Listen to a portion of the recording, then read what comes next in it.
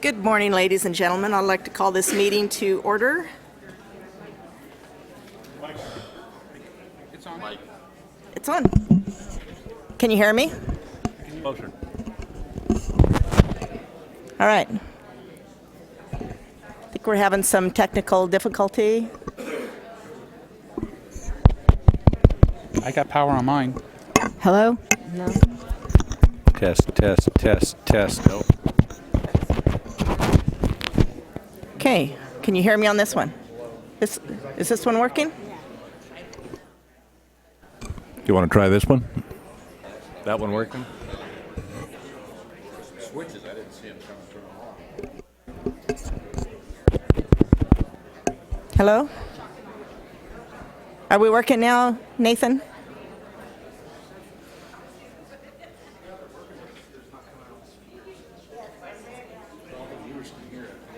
See? I know it's right there. Is it Testing. It's like the volume testing? sound. No? All right.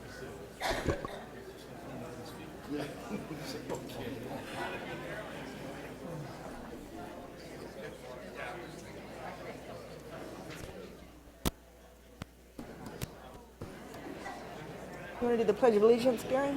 Sure.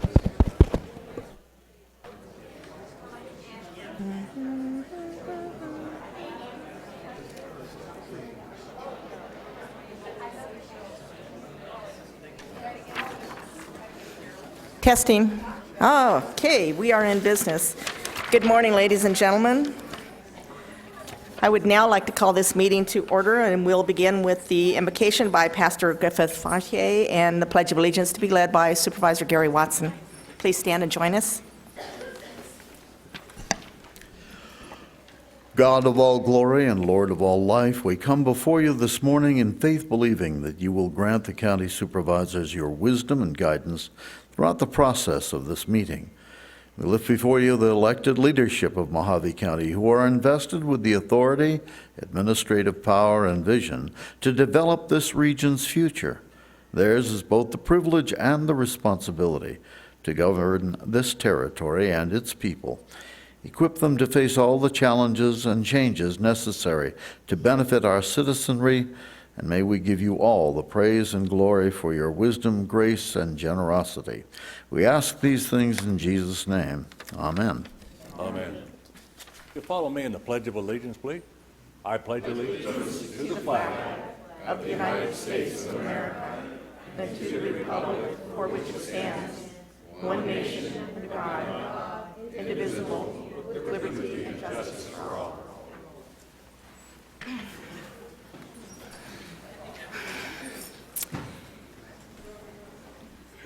Okay, the Board of Supervisors may, by motion, recess into executive session to receive legal advice from the board's attorney on any item contained in this agenda pursuant to ARS 38431.03A3 and 4. I'll entertain a motion at this time to call for an executive session to be held June 6, 2016 at 9 a.m. for discussion and consultation with legal counsel in accordance with ARS 38431.03A3 and 4 to discuss items noticed on the agenda with an asterisk. So moved. Second the motion. We have a motion and second. All those in favor say aye. Aye. Any opposed? Motion passes. We'll go on to the official business to come before the board this morning, starting out with the discussion of pending or contemplated legal litigation claims and demands. Attorney Ekstrom, do we have anything there? I have nothing at this time, Madam Chairman. Thank you. Next comes committee and/or legislative reports. Supervisor Johnson, do you have anything? Nothing this morning, Madam Chair. Supervisor Watson? Nothing this morning. Supervisor Moss? I do have a very brief report. The board may remember that we did a request for a Tiger grant, and then at the suggestion of the Transportation Committee, we asked the Mojave Indian Tribe, who has land in that adjacent area, to support us in the development of Vanderslice Road. And I indicated that I would take that letter to Chairman Williams of the Mojave Indian Tribe to see whether they would support us. Chairman Williams informed me that he does not control the tribe, but would have to go to their elders. He did, however, point out 3 things that would be of concern to the Mojave Indian Tribe if Vanderslice was to continue its development. And he requested that the county engage with the Fort Mojave Indians in order to address those three things. It's his observation that the opening of Vanderslice would also open up tribal lands and would give ease of access to tribal lands. And he pointed out certain areas in their vicinity of Jerome and Boundary Crone, which are currently used as unauthorized dumping grounds and shooting ranges by members of the public who have easy access to those tribal lands. He also mentioned the unauthorized cutting of mesquites when people want to do their barbecues with mesquite woods. They don't think anything of going down to tribal lands and cutting the mesquite trees down. And there's significant mesquite resources which are adjacent to Vanderslice that he thought if that road was further developed would give members of the public easier access to take advantage of tribal resources without permission.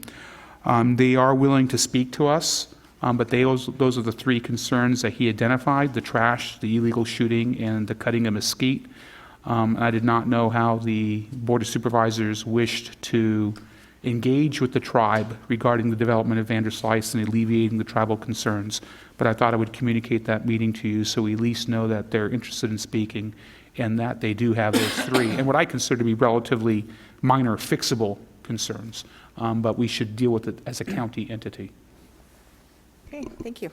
Supervisor Ingers, do you have anything? I have a short report about an update about the Willow Beach National Fish Hatchery. They're calling it the Floating Pipeline Project, and there were some delays, some technical issues that popped up. I won't bore you with what they were. The bottom line is that the cost of this modification was an additional $20,000, and it was paid for by the Southwest Region Fish and Aquatic Conservation Program. I'm assuming that is still U.S. Fish and Wildlife Service. So the schedule, at the time of the request for the modification, U.S. Fish and Wildlife Service requested that the contractor submit a revised schedule with the agreed-upon solution, and the revised and approved schedule shows a system testing and startup from July 8th to 11th, with owner training of the system on July 11th. The remaining administrative work is to be done by July 26, 2016. The Willow Beach National Fish Hatchery will return to rainbow trout production as soon as the system is up and running. The Willow Beach National Fish Hatchery staff are still planning on starting with some sub-catchable sized trout instead of just eggs, to be able to have some catchable sized trout available for stocking in the winter of 2016-2017. The number of sub-catchable fish available in July, and therefore the number available for stocking in the winter, is still to be determined, but I've been told that the negotiations are going well, and we will hopefully return to the numbers we had before. If you have any questions, let me know. So the bottom line is that the project did have an increase of $20,000, but it was covered by the Southwest region. And when that happens, when it all is done, I'm sure we'll have a big celebration. It's been a couple of years in the making. But also, in a month or so, I'm going to ask the members of the Pest Abatement District to come and speak. It's a district that we have had to resurrect because of the consequences of taking the trout out of the river, and we'll have more about that. Hopefully next month we'll work it out. So that's all I have. Thank you. Okay, thank you. And I do not have any report for you this morning, so we'll go on to the county administrator's report. Do you have anything? I have no report today, Madam Chairman. Thank you. Okay, I'll entertain a motion at this time to approve the April 4th, 2016 Board of Supervisors meeting minutes. So moved. Second the motion? Motion and second. All those in favor say aye. Aye. Any opposed? Okay, so that does pass. Going on to the call to the public. I have no one signed up to address the call to the public, so unless I see someone stand immediately, I'll go on to our next item on the agenda. Actually, I'm going to take liberty as chairman and move item number 41 to the front of the agenda. This is a discussion of possible action. Ray, approve and authorize the chairman to sign the letter offering an economic development incentive of $500,000 from the Economic Development Fund to make a conditional offer for establishing a food distribution facility by Dot Foods Incorporated in Mojave County, creating a minimum of 125 Arizona jobs, paying an average yearly wage of $43,141, and direct staff to develop the economic development funding agreement with Dot Foods Incorporated to be brought back to the Board of Supervisors for consideration and final approval. I have one person that has signed up to speak for this, but I also understand we have a presentation, and I'll let Mr. Bennett Bratley introduce our guests, and thank you. Good morning, Chairman Bishop, Supervisor Angus, Moss, Supervisor Watts, and Supervisor Johnson. In November of 2015, I spoke to the Board of Supervisors regarding economic development activity in the county. And at the end of my presentation, I was asked what the board could do to basically help out with the economic development efforts. And I indicated that there would be a need to add incentives into our economic development toolbox, and that this would be vital in attracting industries. In certain cases, additional incentives by municipalities may be needed to compete for projects. At times, there might be various operational shortfalls or gaps between two sites or locations. These gaps can be overcome by incentives offered from locations competing for the project. Incentives have been used over the years by many states, counties, and cities to spur economic growth and create jobs in their communities. In addition, these jobs will help and create more diversified workforce, which offers stability in times of recessions. Good, solid companies give states, counties, and cities the abilities to foster local economic development growth and bring high-paying jobs to their citizens. The project we will discuss today will help do all of this in Mojave County. Over the last few months, I've had the good fortune to be working extensively with this company. I am very excited to announce that Mojave County is in the final round of the site selection process for a large-scale food distribution facility known as Dot Foods, Inc. The Mojave County Economic Development Department has provided the board with backup material discussing these vital impacts that this project could bring citizens of Mojave County should they choose to locate here. In an effort to make Mojave County more competitive and attract Dot Foods, our department has looked at a $500,000 incentive based on specific performance measures.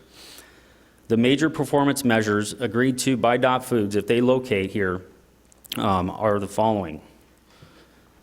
Dot Foods must hire 125 Arizona residents over the next 3 years. 78 in year 1, 40 year 2, 7 in year 3. They must pay an average wage of $43,141. They must pay at least 65% of employees' health insurance benefits, and they must invest at least $46 million in infrastructure and equipment. Based on the approved requirements, here are some of the impacts Dot Foods will bring to the community. 125 Arizona employees will bring an estimated $5.4 million in payroll to Mojave County and its Arizona citizens. This will create an economic impact of $11.9 million per year to Mojave County. The indirect impact will be around $4.9 million, 40 indirect jobs, and a $1.8 million payroll. There'll be $3.5 million in new tax revenues and an estimate and over the next 3 years, and Dot Foods will bring an estimated direct impact into Mojave County revenues over the 3-year period of $510,000 and $139,000 each year thereafter. So as you can see, the impacts of Dot Foods to Mojave County will be a very important and positive contribution to the local workforce and tax base. At this time, I would like to invite the Chief Operating Officer for Dot Foods, Mr. Jim Tracy, to the podium to speak to the board regarding the company.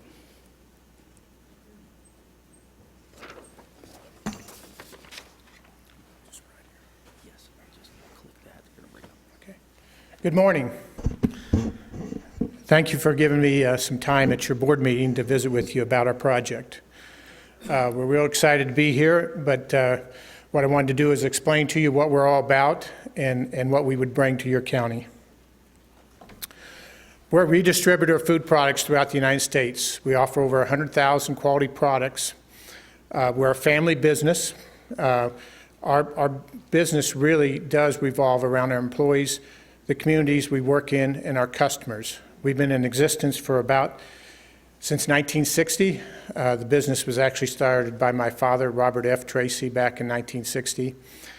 We're completely privately owned, and we think that's a huge advantage in this world today because we create the type of culture that we think gives us a competitive advantage. Last year, we did $6 billion in sales, and we have 4,300 employees located throughout the country. I always like to talk about what is redistribution because that's not a very common term that you hear out there very much in the business world. In fact, if you hear about it, it's usually called that dreaded middleman that's in there, that's basically the one that's in between the consumer and the person that grows the product and manufactures. But that dreaded middleman called redistributor adds tremendous services and reduces costs to the overall consumer by the things we do. We allow the manufacturers to do what they do best, which is manufacture products, and then we take over the function of getting that product distributed throughout the country through our redistribution system. This provides a lot of choice to consumers, and it actually does take the cost that manufacturers are already spending to get this product to market, and we do a better job with that cost. Just to show you how the typical supply chain works without a redistributor like DOT is basically the product is sold and then it's got either delivered through common carriers to distributors who then take it to the restaurants or to warehouses where it's stored, but there's lots of cost involved in that. When you get DOT into the picture, we eliminate that, all those different transactions to where we basically pick the product up with our trucks at the manufacturer's plant. We take it to our facilities, and then we redistribute it to the distributors who then take it to the restaurants. Like I mentioned, we've been in business since 1960. The company started basically selling ingredients to dairies and manufacturers because that was my father's background. He came from the dairy industry. He grew up on a dairy farm. Then his children got involved in the business, and we expanded it into food service distribution, which is basically selling products to food service distributors like Cisco, US Foods, and those type people who then resell it to the restaurants or any hospitals or any type of organization that's preparing food away from home. And we did that only on dry products. We expanded into frozen refrigerated in the 1990s. Now we're selling a host of different retail channels out there. If you ever go into a Home Depot now, you'll see they got food and candy out front. Well, that probably or could have came through our system overall because everybody's getting into the food process business. We do business in all 50 states. We have 10 locations. If you look at that map, you can see there's one big gap there, right in the southwestern United States. So that's why we're here. Our biggest cost for us in our business is transportation. We have our own trucks and trailers and basically drive millions of miles, and it's by far our biggest cost. So we have distribution centers located throughout the country to try to reduce the miles that our trucks have to drive to deliver products to our customers. We have 1,200 tractors, 1,800 multi-temp trailers, and we have 3 million square foot of warehouse space scattered throughout those 10 locations. One of the things we offer to our customers that's an advantage is they can get every product we have with 48-hour lead time that we inventory at our facilities. That's a big deal to the food service distributor because they carry about 45,000 items, and their customers' demand is not always predictable. So having access to those products with 48-hour lead time makes a big difference to them. With a typical manufacturer, it's a week or 2 weeks lead time. That's our business. As I mentioned, we're a family business, so we take very much pride in the culture we create in our company, and one of those cultures is a culture of charity. We're very much involved in the neighbor-to-neighbor food bank programs.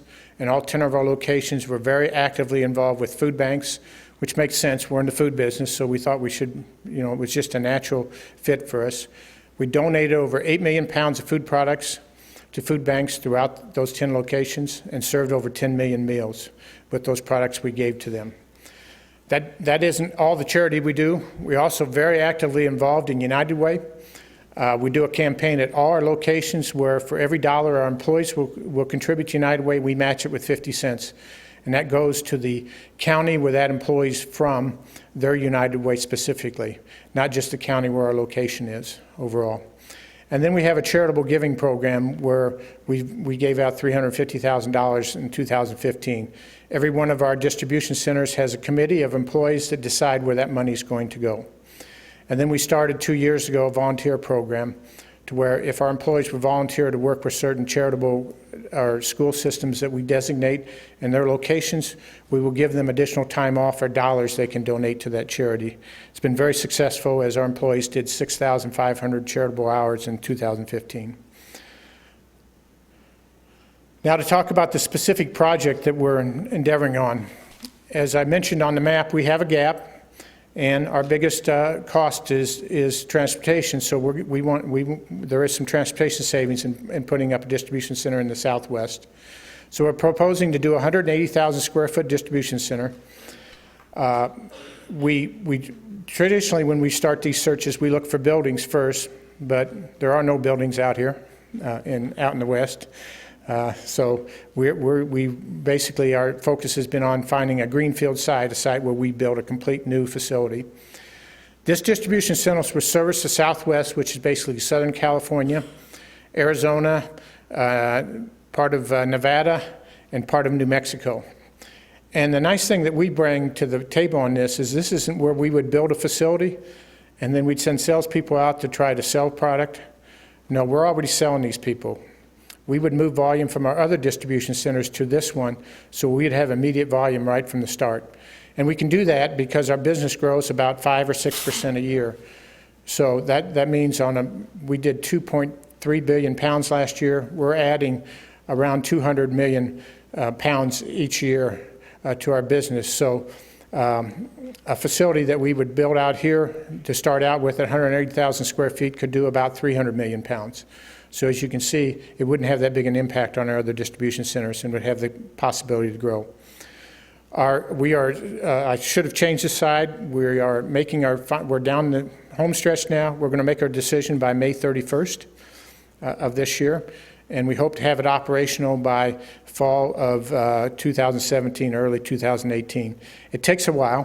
When you're building something from scratch, you got to do all the design, you got to select the site, and then you got to build it, and the construction usually takes about a year, so that's why it's fall of 17 or early 18. Our distribution center would consist of a dry warehouse, frozen and refrigerated, because we distribute all those type of products to our customers. We also do our own truck maintenance building because we maintain all our trucks and trailers with our own mechanics. And then, of course, we have an office to handle all this work. This 180,000 is our phase one. We would purchase enough land to where we could double it at a minimum because all of our facilities typically grow. As I mentioned, we grow about 5 or 6% a year. Our oldest distribution center is in Maryland, and we've expanded it 3 times and on its 4th expansion right now. The key to us being successful in distribution center is truck drivers. We have to have those in order to grow. That's the one thing that limits us from a standpoint. If we can't hire enough drivers, then we can't serve our customers out of the facilities, and we have to service them out of other facilities. When we go about selecting a site, we do a logistics study, which basically narrows kind of the general area. In our situation, it was Eastern California, Western Arizona, and Southern Nevada overall. And that's the area that we do our search. And that's because, again, as I've mentioned several times, transportation is our biggest cost, and that's the area where we can have the biggest transportation savings. We look at a host of factors. We look at labor availability. We look at the state and local tax burden, and we look at incentives, which are a component of that. We put all that together into a package, and that helps us make our selection. Then we visit all the communities, and we try to get a feel for what I call the soft factors. How do we fit? How does our culture fit? What type of support will we have from the leadership in the communities? Is this the right place for us? Our proposed capital investment is $45,000 to $49,000. That includes the building, the land, the trucks and the trailers, all the warehouse equipment, all the hardware for the computer equipment, and all that type of stuff. It's a huge investment for us overall. I think was mentioned earlier, our initial projections, it would create 170 jobs, a payroll of 8 to 9 million.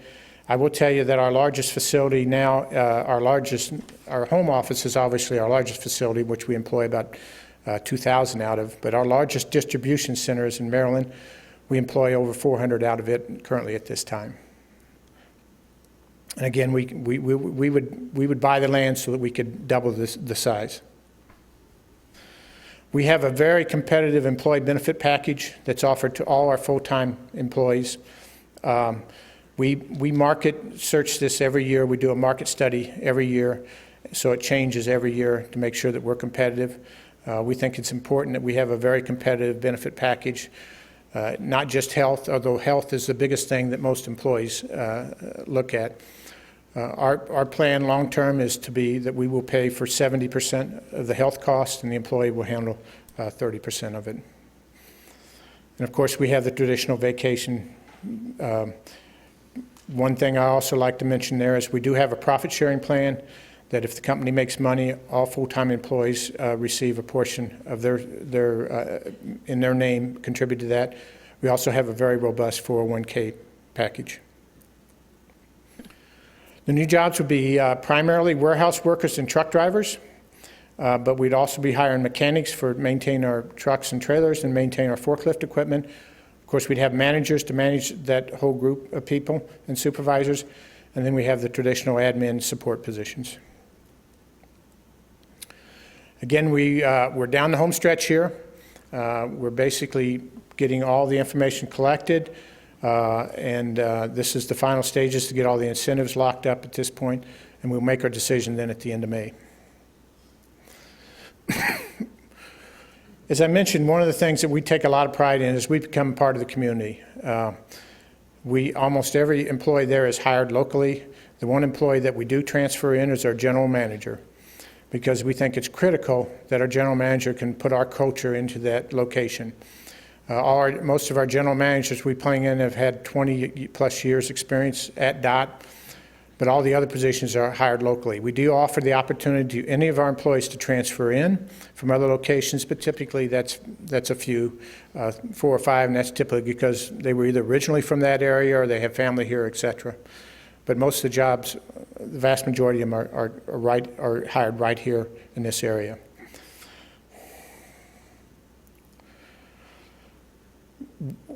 Want to talk a little bit about why we look at this.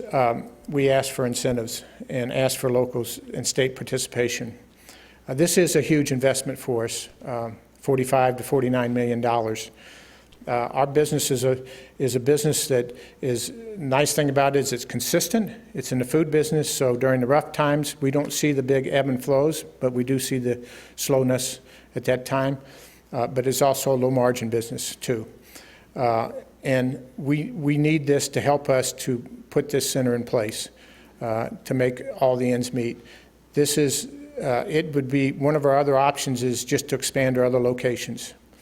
Obviously, that would probably be the lowest capital cost because we already got the overhead there, we already have the management team. When we put in a new distribution center, we're putting in a whole new management team, which increase their cost. But we're doing that because in the long run, we think that will provide us the lowest cost to service our customers. But initially, it's a hit. The state of Arizona is committed to $500,000 and some job tax credits and some training assistance. We're asking from your county to provide a $500,000 grant. And we've also been working with the city here at Bowhead City, and they have offered $50,000 for a truck driving school, which is critical too. As I mentioned, truck drivers are there's a truck driver shortage throughout the country. 60 to 70% of the drivers we hire come from truck driving schools. And that's getting to be the industry average out there. So it's very important that we have a local school that we can bring people in through. Also, it's a great benefit to the county. Our truck driving job, average pay is around $75,000. And it's a nationwide pay, so I can say with confidence that's what it'll be here along those lines. We also have several different types of truck driving jobs. The toughest part about the truck driving job is being overnight, but when you think of over-the-road truck drivers, you typically think of somebody being out a week or two at a time. That's not our job. But our job is out, can be out 2 or 3 or 4 days at a time, or could be out for a week. It depends on which job they take driving. We also have jobs, truck driving jobs, which we call 4x4s, where they're out for 4 days and they're off for 4 days, and that type of things. So that's why that grant and getting a driving school started in Bullhead City, done by the mayor and his staff, is very important to us.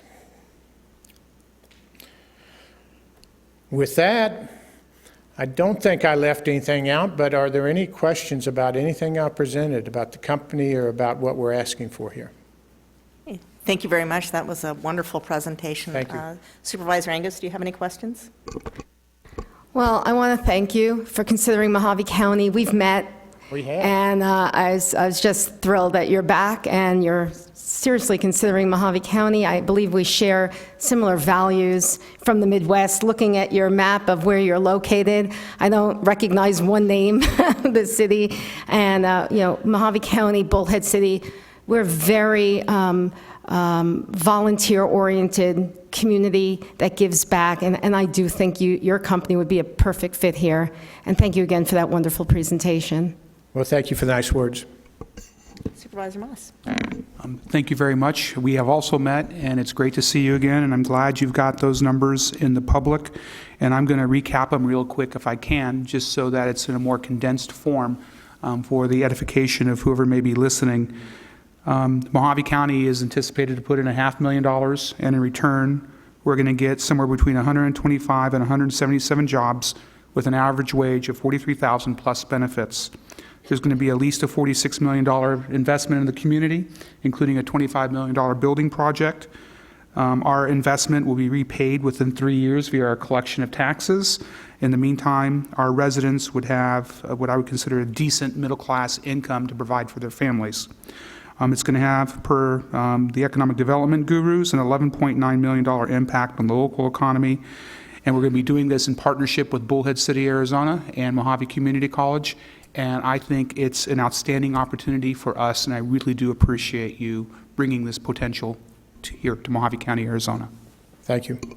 Thank you. Supervisor Watson. Well, we haven't met, but welcome to Mojave County. We have now. There you go. Supervisor Johnson. All right, and we haven't met either. The questions I have will be of Mr. Bradley. Okay, Mr. Bradley, do you?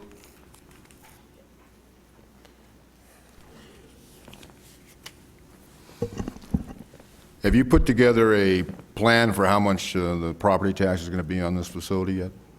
So when I went over those numbers, part of that number, the $510,000 that was mentioned at the end, property taxes were in that number. I don't have the specifics with me today. So what is the estimated taxes a year, do you think? 500,000 is what you're guessing? Yes, did you 510. work with Well, it's 510,000 over 3 years. over 3 years? Over 3 years. So it's a 3-year payback. Well, that's not quite true. We get 20% of that tax bill. We don't get the whole 500,000 in 3 years. So there's other benefits that come within that. There's, we have permitting fees that we get. We have other items like the employees that pay taxes on their projects, on their houses and things like that.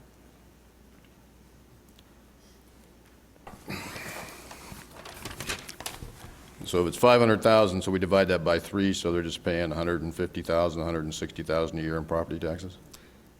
I don't believe that's all in property taxes, Supervisor Johnson. All right. So I believe we're did setting a bad include, precedent myself. I There believe, were and I don't fault the company for asking. That's their business. It's a great company. But every company afterwards is going to ask for the same thing. so there were impacts that we included in the backup material, and those were estimates based upon a third-party company that looked into it, and according to them, they produced those. I think it was better coming from them versus my department coming up with those numbers. And that protects us as well. It's just my opinion that we're setting a bad precedent with this, and that the way our finances sit with the county, it's not something we can sustain. And Nothing against your company. I think you have a wonderful company and everything. I just think it's a philosophy issue. That's all I had, Madam Chair. Thank you. Okay, thank you. And my comment was, I know that this is a huge investment for Dot Foods, and I'm very proud and honored that we are one of two that are being considered to be brought into this Dot family. And I just thank you for considering Mojave County and for being with us today. And I'm very pleased to meet you this morning. Nice to meet you, and I forgot to mention that Bennett and Toby have done a wonderful job presenting your county and your city, and you should be proud of both of them, plus the mayor. Thank you. Thank you. Thank you. I believe it's a wonderful county, and it's a pleasure for me to represent it. So, Madam Chair, if I could add one thing in follow-up. absolutely. The comment was raised, well, everyone's going to ask for this, and it's my opinion that if a company wants to come into Mojave County that's been fully vetted by the Arizona Commerce Authority and is going to bring in between 125 and 177 middle-class jobs into Mojave County, and assuming we have the money available, which this time we do, it's my opinion we'd be foolish not to cooperate with them and bring as many of those counties and companies in that we can. We need jobs.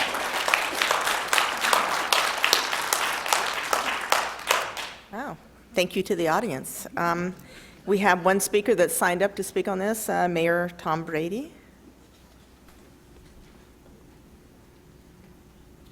Good morning, Mayor. Good morning, Jean. How are you? I'm fine, thank you. And to you and to members of the board, it's my pleasure to be here today. Bullhead City is in full support of what it is you're trying to do here today. Let me just give you a little background, because I'm kind of proud of the relationship that we have with the county and with the Economic Development Authority and with Dot Foods. Last fall, City Manager Cotter told me that we had a company that wanted to come to Bullhead City and talk about starting a trucking company in Bullhead City. And I thought, why in the world would anybody want to come to Bullhead City with a trucking company? But be that as it may, we learned that Dot Foods and Jim Tracy wanted to come, and so we went all out. We did a presentation that was second to none. Our staff did everything we could to woo them to Bullhead City. We met with them, we met with their managers, we listened to what they had to say. And let me just start out first by saying that I was totally impressed with Dot Foods and Jim Tracy and their corporate philosophy. They basically said, we are a company-owned business started by Jim's father, and they've been around since 1960, and they like being a big fish in a small pond. They like locating in small communities. And to me, that said something about their corporate philosophy, and I was proud that they chose Mojave County and specifically Bullhead City to contemplate coming to. We met with them, we showed them sites in Bullhead City, and we were hopeful that they might locate here, but they had other options. They had Henderson, Nevada, and other places that they looked at, and we didn't think that we would hear back from them at all. But lo and behold, they called us back again and said we would like more information. So at that time, we brought in Bennett, and we brought in the county, and we now wanted to expand the places that they would look. And I'm very proud to say that in cooperation with the county's efforts, Dot Foods came back, they looked at other options, and now we're in for consideration for them locating here in addition to one other place. And I hope, beyond hope, that they choose Mojave County because I think it's just a great opportunity for us. One of the things I would like to say about not locating in Bullhead City, because there's been a big effort that we should do more in the way of industrial development in Bullhead City. But when Dot Foods came to town and they explored what the benefits were for the city and what they were for the county, there were all kinds of different benefits. They're eligible for a new market tax credit down in Mojave Valley that they're not eligible for in Bullhead City. Access to I-40 is so much better. They don't have a half-hour trip to go from our airport in Bullhead City down to I-40 and tearing up Highway 95. The cost of water down in the valley is so much cheaper. And they've got, the cost of land is extremely cheap as compared to what it is in Bullhead City. So I believe that if they do locate down in the Mojave Valley Industrial Park where the Freeman Company is, that will be the start of something very, very good for Mojave County and for Bullhead City. The Freeman Company built a huge plant down there. They employ hundreds of workers. They do an excellent job. They're a great corporate neighbor. And now if we can get Dot Foods to locate down there, now we will have 2 plants, and I think that will open the door to other corporations looking to locate in this part of the country. And I think that will be the selling point for a great future. So I am all in support of this, and I commend Jim Tracy and his staff for the wonderful job that they do. I salute them for their corporate philosophy, and I would be proud to have them as a neighbor here in Mojave County. So that's all I have. Thank you. Thank you, Mayor Brady. Do any of the board members have any questions or comments? Supervisor Moss. I have one other comment. I was, 2 actually.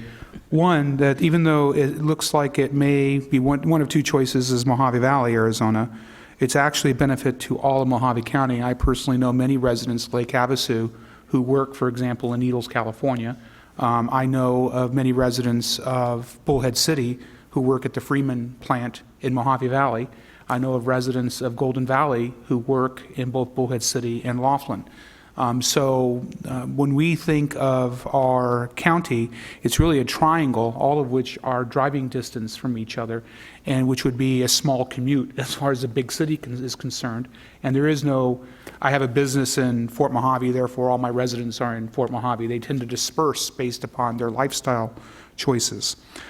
So this is truly a benefit to all Mojave County, and I really do believe that jobs of this nature should be supported regardless if they're in Kingman, Lake Havasu, or elsewhere in Mojave County. Secondly, economic grants and benefits is nothing new to Mojave County. I asked some people who were involved in economic development back in the 70s, and they gave the example of Mojave County giving $125,000 to build a rail spur for Tucker Houseware at the Kingman Industrial Park.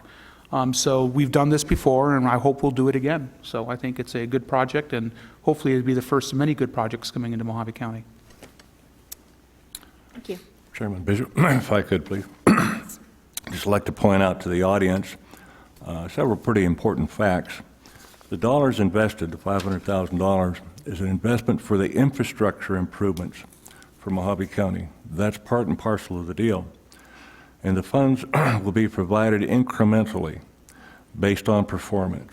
So this is not just a check for $500,000 to a company to build here. It's well thought out, it's very well planned, and it's an excellent opportunity for Mojave County to invest $500,000 and get a return on investment in just a few short years. So thank you very much, and thank you to the company. Okay, anyone else? All right. Make a motion? Supervisor Angus, did you?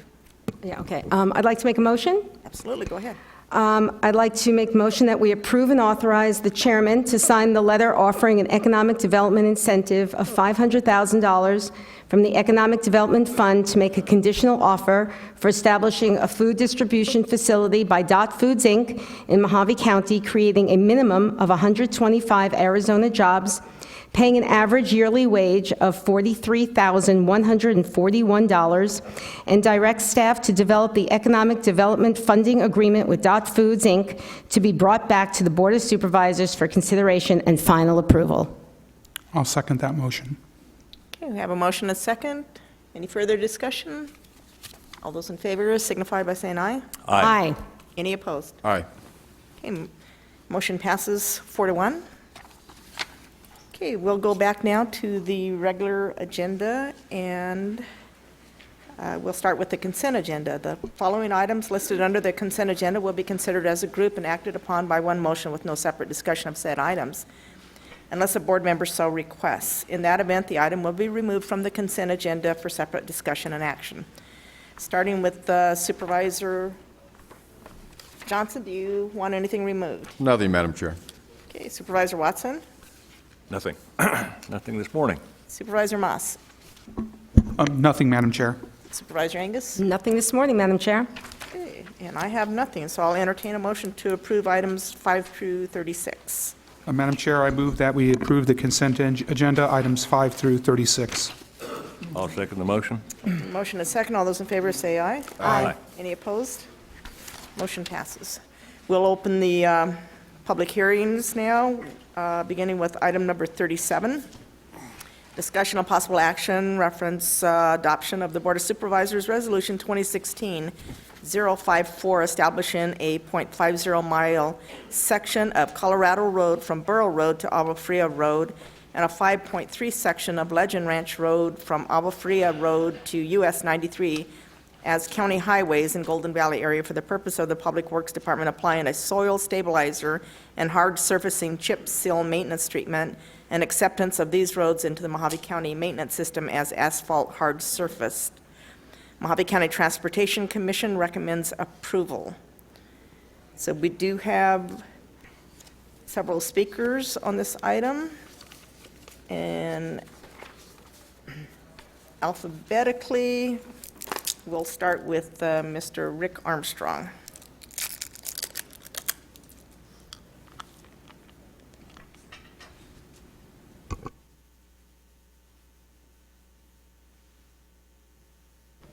If you give us your name and address, you have 3 minutes. Good morning, Rick Armstrong from Golden Valley, Arizona.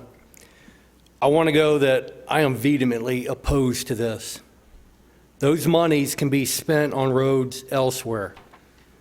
The official count on that road was 12 cars a day. If you're looking to improve roads, you can start with Hope, Horn, Houck, Bosque. There's a list of them that get far more traffic than that. It was said in this meeting that if this road was paved, people would quit dumping in the desert because they would have a better access road to the dump. That was right up there with Nancy Pelosi telling the police officers to lay down their weapons.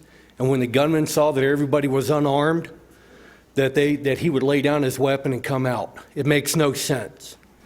If you go out, you look around Golden Valley, you look around District 4, Pierce Ferry Road is a prime example of a road that was not designed to have heavy traffic on it, and now it's falling apart. That's out in Dolan Springs from all the buses that go out there.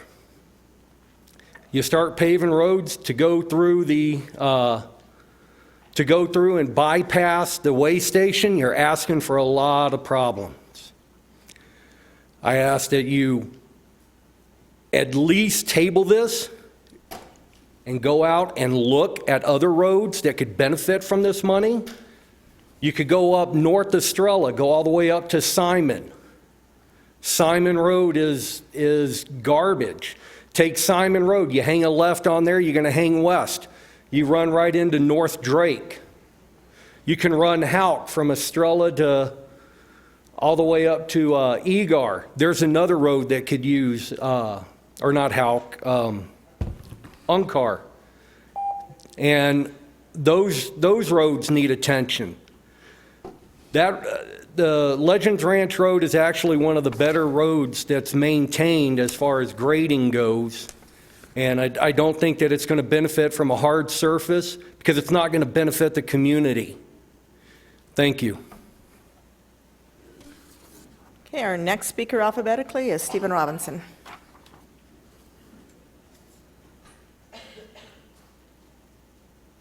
Okay, I don't see Mr. Robinson approaching the podium, so we'll go on to Catherine Rumney.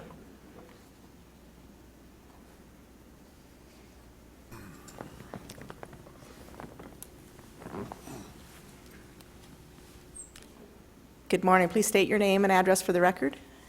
Catherine Rumney, 3453 North Lochiel Road, Golden Valley, Arizona. My road is not paved, but I'm not here to say please pave it because I bought it and it wasn't paved when I bought the house. I have looked at this Colorado Road, which later part of it became Legend Ranch Road for quite a while, and I've tried taking that shortcut many times because it does cut off several miles on the drive, and if I have to go to Vegas or the dump or Chloride or wherever. I want to thank anyone who is for it and has proposed it because I think it's a great idea. And my understanding is, by designating this as a highway, now we're opening up funds from another avenue that normally wouldn't have gone into our residential roads that we all would like to get paved eventually. I just see that this would benefit a lot of people in the valley, the shortcut. It's already used anyway. I don't know about the traffic count of 12. I'm kind of guessing more go through there, and I certainly am sure a lot more people would be using that route if it had a better surface. And that's all. Thank you.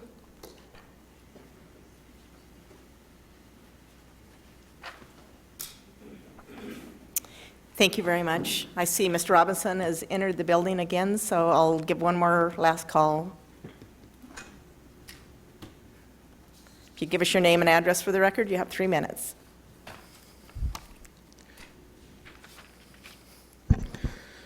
Good morning, Madam Chairman. I'm Steve Robinson, Golden Valley, Arizona.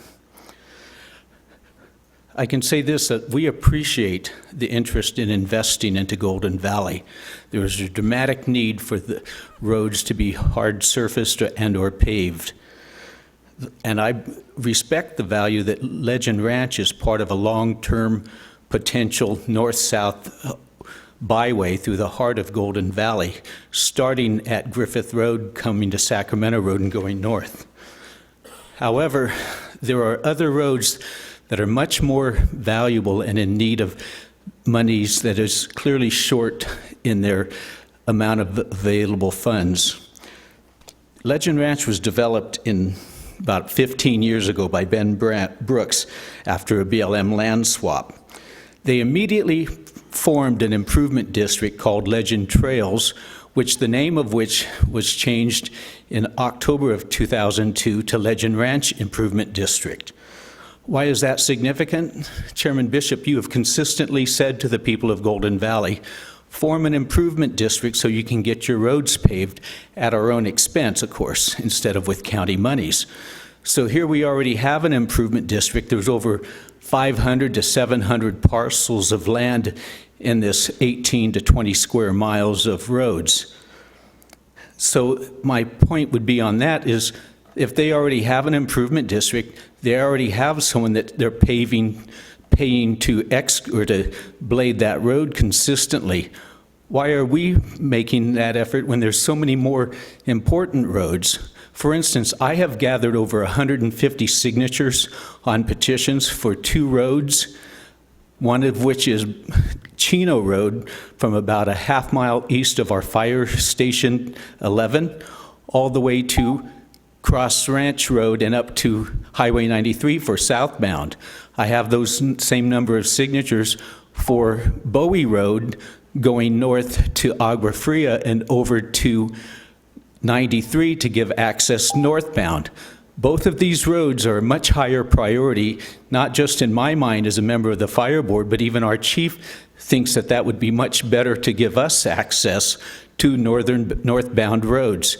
Those 2 roads only total about 2.3 miles and would only cost $300,000 to do the same hard surfacing versus the $550,000 that Legend Ranch Road would do. The other road I would encourage you to look at was a road that became a county highway in 1995, Shinnerup Road. There's 5 miles of unpaved road there. I think that road is way overdue for getting hard surfaced and paved. That would give both sides of the valley access to alternatives rather than coming to Highway 968. Thank you, Mr. Robinson. I appreciate your comments.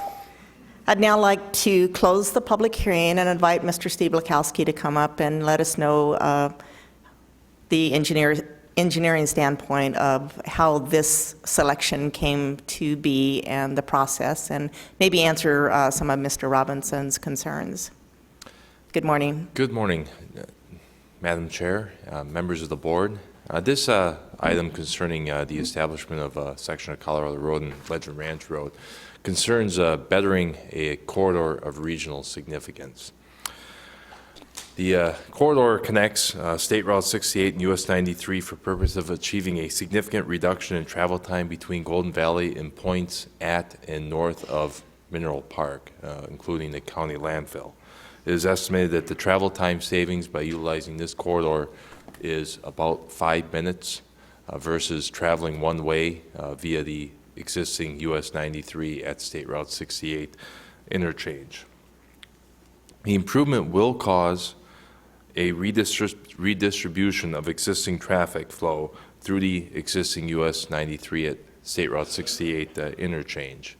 How much would be to be determined, but based on historical perspectives, when Mojave County hard surfaced the Stockton Hill Road corridor completely from the city of Kingman north of Pierce Ferry Road, the resultant immediate traffic flow change was from 220 vehicles per day to approximately 737 vehicles per day after the hard surfacing action. The improvement does provide a benefit to local Golden Valley, and I'll just characterize it as Las Vegas to Bullhead Laughlin pass-through traffic by reducing one-way travel distance by 7.4 miles versus travel through the existing Highway 93 and 68 interchange. Applying 54 cents per mile, which is a federal per diem rate on mileage, and excluding the value of personal travel time, the level of traffic that would cause a recovery of the approximate $550 to $1,000 investment to hard surface a road through soil stabilization would require about 1 million vehicles. That equates to over a 5-year time frame of about 559 vehicles per day.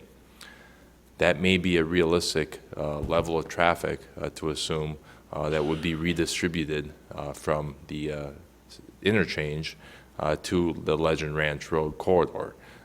Granted, the corridor serves a very minimal amount of traffic. Yes, it is 12 vehicles per day or thereabouts, but we would expect as part of this improvement in hard surfacing and the fact that the route does cater to pass-through traffic, and with the 5-minute travel time savings coupled with the near 7.5-mile distance savings, that the route would be palatable to certain users of the existing State Route 93 to 68 interchange. We did look back in the beginning part of 2015 at a couple of other routes, one being a route that would route traffic through the Agua Fria corridor. We found that the travel time savings, though, especially due to traveling roadways that would be through fairly dense residential areas, would not really result in any measurable travel time savings, and it really wouldn't cater to any kind of redistribution of traffic. We also looked at a route that took traffic on north to Hermit Drive, which is a county-maintained road. It's unsurfaced, but again, that route proved very challenging with regard to numerous drainage crossings, et cetera, crossings that needed to be engineered and improved. What we do find with the Legend Ranch Road corridor is that it is by and large laid out to existing county standards, engineering standards, as well as does not require any engineering of drainage work that would necessarily have to be done. We'll be doing some nominal work as it relates to hard surfacing the road, but nothing substantial as it relates to engineering design. Entertain any questions from the board. Thank you. Supervisor Angus. Hi. Okay, it's my understanding that Public Works with the Transportation Commission comes up every 5 years with a 5-year capital improvement program. You call it SERP, right? And I have a copy of it, and it goes from 2016-17 through 2020-21, and this is not on it. This was never spoken about. In fact, there are four soil stabilization projects on the schedule in the next 5 years that don't even total $500,000. So why now? Like, where did this originate? Was it your department? I mean, were you sitting there one day and said, wow, we really need to fix this road? What's the big urgency on this? I guess is my question. A good question, Madam Chair. Supervisor Angus. Board of Supervisors does consider the 5-year capital improvement road program, the SIRP, every year. The existing one that is currently in effect, and our Transportation Commission is actually looking at presenting a new SIRP for consideration this coming summer. But to answer your question, we actually had no soil stabilization projects represented on the SIRP that was approved by the board last July. And it was only because of improving revenues as well as our capabilities in completing such soil stabilization projects relatively cost efficiently that we entertained the idea of improving certain unsurfaced roadways to a hard surface condition. And this was actually born out of a request through Supervisor Bishop's office just to examine potential what we call Northeast Golden Valley Corridor alternatives. We have a very well laid out route from Aztec Road to Shinneramp, which kind of serves the southwest portions of Golden Valley, providing an outlet to Interstate 40 from State Route 68 should an accident or other incident affect Coyote Pass and the Kingman. But there really is no such route to service emergency service vehicles and the motoring public by that matter should an incident or otherwise affect US 93. So the answer to the question was it originated out of a supervisor's office? That's correct. Okay. Yes. And so anybody could sort of look at the SERP that you guys come up with and it just throws something else in. I mean, it's a lot of money. It's $500,000. And I look at this SERP and I look at the amounts. It is 3 times bigger than any project on the current SERP. So I guess our chore is to really think about the necessity of this road. If it's really worth the money that is being stated. It was not on the plans, and, I know the Transportation Commission approved it. I think they regretted that decision, I was told afterwards. But I guess that's what we're going to talk about, but thank you for your honesty. Okay, Supervisor Moss. I have several questions, and first off, I want to say I approve of alternative access routes. I think they're good for business. If the road gets cut, traffic has a way in and out. Other than that, I think that's a great comfort for those who want to establish themselves in Mojave County, Arizona. I do have a few questions just to make sure that it's clear. I heard that is the Legend Ranch Road truly a 12-car traffic count? Was that the actual count? Madam Chair, Supervisor Moss, Public Works did place a traffic counter for a period of a couple, 2-3 days, and we did arrive at the determination, at least during the period of our count, that it did serve 12 vehicles per day. But you think it's probable that it'll go up to 560-some cars if it's hard surfaced? Supervisor Moss, I sincerely believe that the corridor, if hard surfaced, especially affording the travel time savings and the appeal to actual regional travelers, persons such as myself even, that would possibly divert from, say, north on Highway 93 and need to do business in the Bullhead Laughlin area or Golden Valley area, maybe find that route palatable and that travel time palatable. How much? Well, that's a forecast. But I think based on what we saw at Stockton Hill Road, I think a few hundred vehicles is definitely something that we could count on. Okay. Now, there's $548,865.20 going to be earmarked for this project. Where is that coming from again? Supervisor Moss, that's sourced to the to Fund 205 HERF. We presented that as part of the larger road program to the board, that the funding was earmarked or approved by the board should we move ahead with this project. I believe the board considered that at their February 1st meeting. Okay. When it comes to the $548,865 or $548,865.20, what projects are being eliminated because of that? I assume that money was being used for something.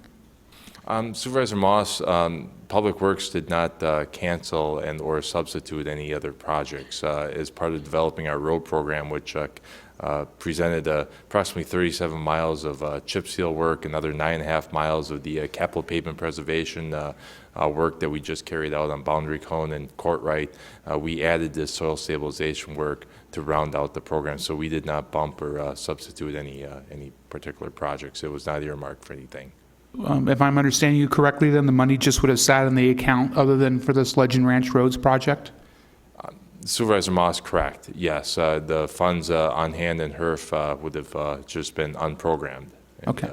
Are there any other unprogrammed funds available for projects such as this? Supervisor Moss, HERF does maintain a cash reserves that we do forward-looking planning in programming capital improvement projects, road improvement projects that are being carried out currently in this fiscal year, notably the Oatman Bridge, and then looking ahead toward the next fiscal year. Okay. What's the difference between soil stabilization and hard surfacing chip seal as compared to a traditional hard surface roadway? Supervisor Moss, it's actually one and the same. Soil stabilization affords providing more strength to the underlying soil, the roadbed, if you will, so that if a chip seal or millings are placed on such improved roadbed,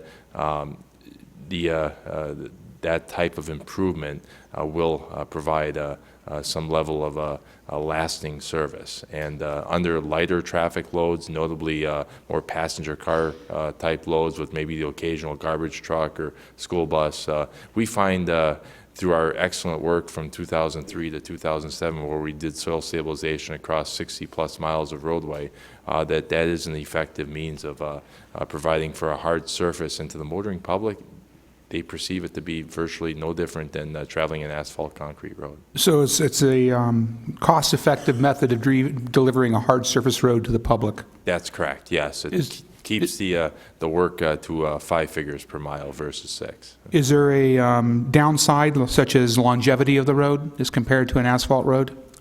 And Supervisor Moss, that's an excellent question. It's really a function of the traffic load. If the traffic load, stays, relatively reasonable and doesn't include an undue amount of heavy truck traffic, it does provide a service life that we can at Public Works keep a maintenance program such that it provides, a more lasting service. Okay. So basically, if it gets up to 560-plus cars, like the hope is, that there could be some more extensive maintenance needed, but if it stays at a lower couple hundred car count, it probably would need less maintenance. Supervisor Moss, I feel strongly that, even in the 500-600 vehicle range, in fact, we see traffic volumes well into the 2,500 vehicles per day range on Stockton Hill Road, which was largely soil stabilized in certain sections. That's still very light traffic volume. It's when you start getting up into the 5 figures or range around 7,500, 10,000 vehicles per day, then it could exert some wear and tear. So if the road gets up to 560 cars, it would essentially pay for itself over 5 years or thereabouts, but it could actually, because of the way it's being constructed, handle up to 7,500 cars before it becomes a problem. Well, maintenance-wise. Maintenance-wise, and Supervisor Moss, I don't have an actual top-end figure as far as what would precipitate some rapid deterioration of the pavement, but I did represent the 559 vehicles per day over 5 years because I think at that level we could see a road that performs well pavement condition-wise over the course of 5 years before any other maintenance treatment, normal maintenance treatment would be required. So it's an opportunity to return our investment in the context of operator, motorist, user costs, if we want to frame it that way. I heard a comment about there's an improvement district that includes this road. Why hasn't that improvement district been utilized to improve the road? Supervisor Moss, the improvement district, it would be incumbent upon them to petition the county to incur such expense.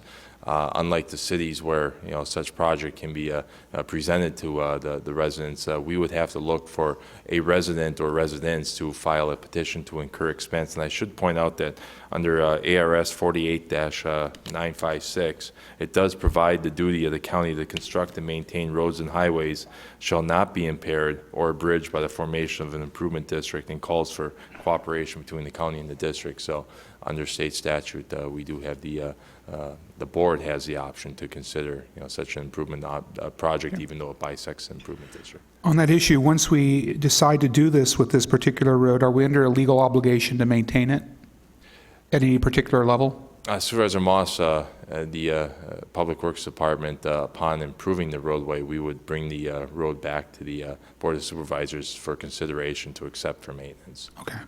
All right. Have we had any conferences with emergency service providers such as the fire department and the sheriff's department regarding the desirability of this particular road as compared to other roads to provide emergency services to the Golden Valley area? Supervisor Moss, Public Works has not reached out directly to emergency services. Okay. I'm going to say this again. I'm not opposed necessarily to this project because of the cost. I think that it has great desirability for local areas to have alternative routes. But I would ask a question to Supervisor Bishop if she thinks that this is a good investment in the local Golden Valley area for considering the cost involved, because it's your district and I'm going to defer a lot to you when it comes to these sort of investments because it is a significant sum of money. Okay, I'll address those. I'm going to let the other supervisors speak Great. first. Thank you. So, Supervisor Watson. Thank you. Mr. Latowski, I've got a couple of questions for you. If we were to go ahead and do this project, would this road be considered an arterial to the possibility of I-11? Chairman Watson, or Supervisor Watson, we would anticipate that the roadway would function as an arterial road serving through traffic. It would not necessarily rise to the functional class of, say, US 93 or an Interstate 11, but it does provide, a viable local alternative route, should there be an incident or other issue that would come about on the existing US 93 that would provide an alternative route for traffic should those sections of US 93 or State Route 68 be closed. Okay, I guess what I'm trying to get to is I recall when we were when they put I-40 through this area, how difficult it was for us to get overpasses and access to I-40. If I-11 is designated and goes through, will the construction of this road enhance the ability for us to have access to I-11 with an overpass?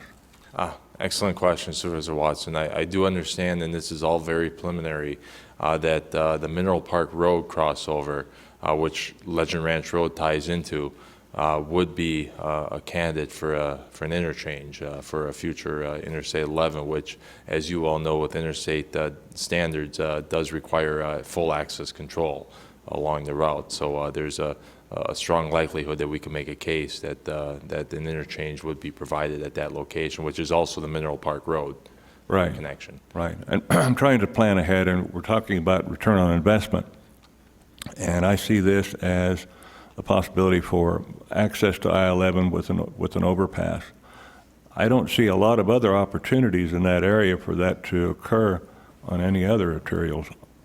Are there any? Supervisor Watson, just in that immediate area, I certainly don't see Hermit Drive, for example, rising to that level. That was one of the other routes that we considered. Agua Fria Drive may warrant some additional conversation, but I think with Mineral Park Road already tying in, providing access to the mine as well as the county landfill, tying Legend Ranch Road into that same crossover would certainly allow that location to rise to a certain level for strong consideration to provide an interchange versus other local routes that currently tie into US 93 but may need to be access controlled under a future I-11. Thank you, Mr. Latowski. I just recall how difficult it was for Mojave County to entertain those overpasses on I-40 a number of years ago. And it's extremely hard and very expensive to get those done even today. Oh, exactly, and they're going to be limited. The White Hills Road, the Pierce Ferry Road, et cetera. It's going to be a limited number of roads to be considered. Thank you. So I look at this project as one of return on investment for future years. Okay, thank you. Supervisor Johnson. Thank you, Madam Chair. All the right-of-ways are there in place? Supervisor Johnson, that is correct, yes. And the correct width, we have the correct width, we have to buy nothing? Supervisor Johnson, sufficient width exists for us to lay out a two-lane hard surface road, which is more than adequate for the anticipated traffic. Okay, and this kind of goes along with years ago when the boom was going and the roads development was going south. We looked at the bypass going up from Griffith through to bypass, you know, everything. And I think this is a good move from the north. And I see Mr. Stumps here from the ADOT engineer, and it'll give us a bypass to skirt his way station and also his roundabouts. So it's always a good idea.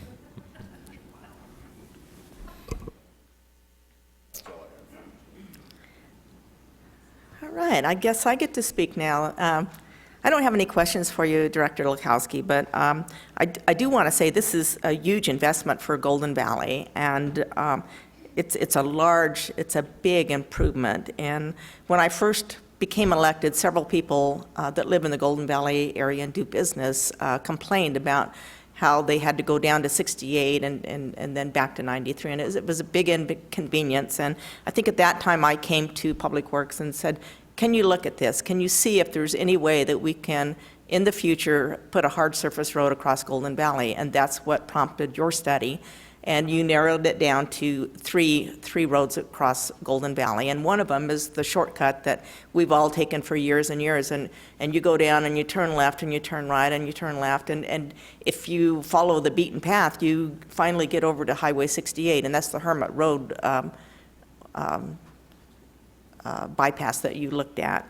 And that's where most of the traffic is going now. And that's why there's only 12 cars a day on Legend Ranch Road, is because nobody uses that because it's not as well traveled as Milky Way, Laguna, Hermit, Pioneer, and then over to Highway 93. So anyway, I just wanted to explain why there's only 12 cars there. And just like Stockton Hill Road, when that was hard surfaced going out to Pierce Ferry Road, there was only a few cars that traveled that way because it was a dirt road, and they'd go all the way down 93 to Pierce Ferry and up that way.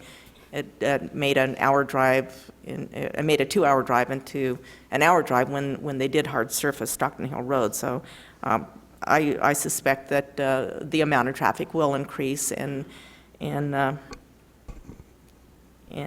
that'll be good for Golden Valley. It'll be good for people traveling through the area, and it'll be good for business. But the main thing that I'm looking at is the EMS and the emergency services response from the fire station, which is located on Highway 68 in Colorado. Should Lake Mojave Rancho's fire department not be successful in their new organization, they're going to have to be counting on neighboring fire departments to get to them as quickly as possible, as well as any traffic accidents that might occur on the new Interstate 11, which brings up another point.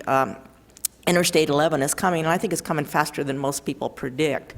If this road is hard surfaced going across Golden Valley, it will pretty much assure that we'll have an interchange there where we'll still have access to Mineral Park Road, where we can get to our landfills and to the Mineral Park mine, who I understand is not ready to reopen, but they're very, very close. So there'll be traffic coming across Golden Valley for workers that work in that. So I think this road will also be good for economic development because Golden Valley will be accessible from traffic on the I-11.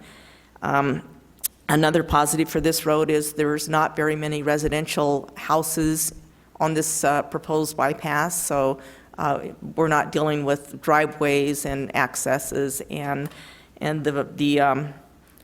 the flooding situation. There are no major washes or anything that's going to require any kind of engineering. The engineering is already done. It's approved. It's a straight shot.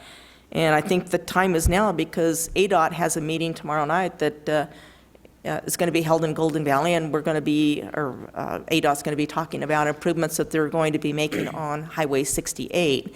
And I understand this meeting will designate certain intersections for right turn lanes and center median safety things, and based on what we do here today, we'll determine what ADOT will do with their safety features on Highway 68. As far as your question about the fire departments, I have talked to the fire chiefs that will be affected. Lake Mojave Rancho's fire chief is very much in support of this. The Golden Valley fire chief also said that he was very much supportive of this bypass, and the NAFTA fire chief also was in support. I have not talked to the Department of Public Safety. I don't think they have a stance one way or the other.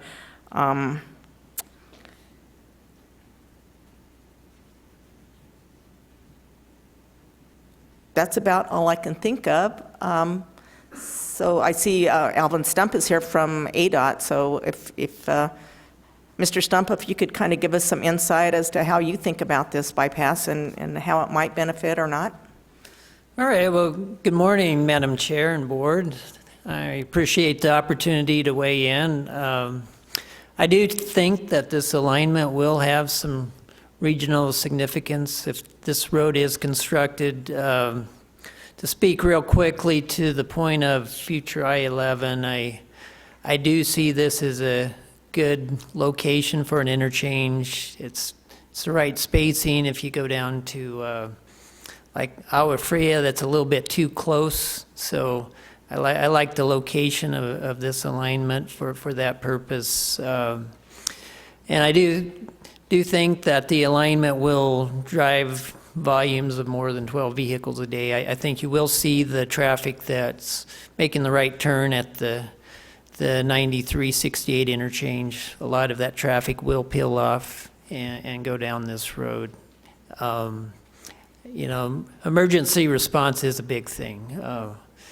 You know, 5 or 6 minutes can mean life or death for somebody involved in an accident. So that is a very important thing. And then just having the additional alternatives is important. We know we can't just make it on our routes, but we have to work with the local communities to have those parallel streets to provide circulation. So I think it'll be good for the community and have that regional significance that we need. So be happy to take any questions that you have for me. The meeting is for 68 is next week. It's the 24th. Okay, I stand corrected. Thank you. Yeah. Does anybody have any questions for Mr. Stump? Okay, thank you very much. Administrative Hendricks, do you have any comments? Excuse me, Madam Chairman, thank you for asking. I have to commend Director Lukowski and the Transportation Commission for the work that they always do, and I think it was well thought out and the presentation was very good. Thank you, Steve. Okay, if there's no, Supervisor Watson, go ahead. Is the public hearing closed?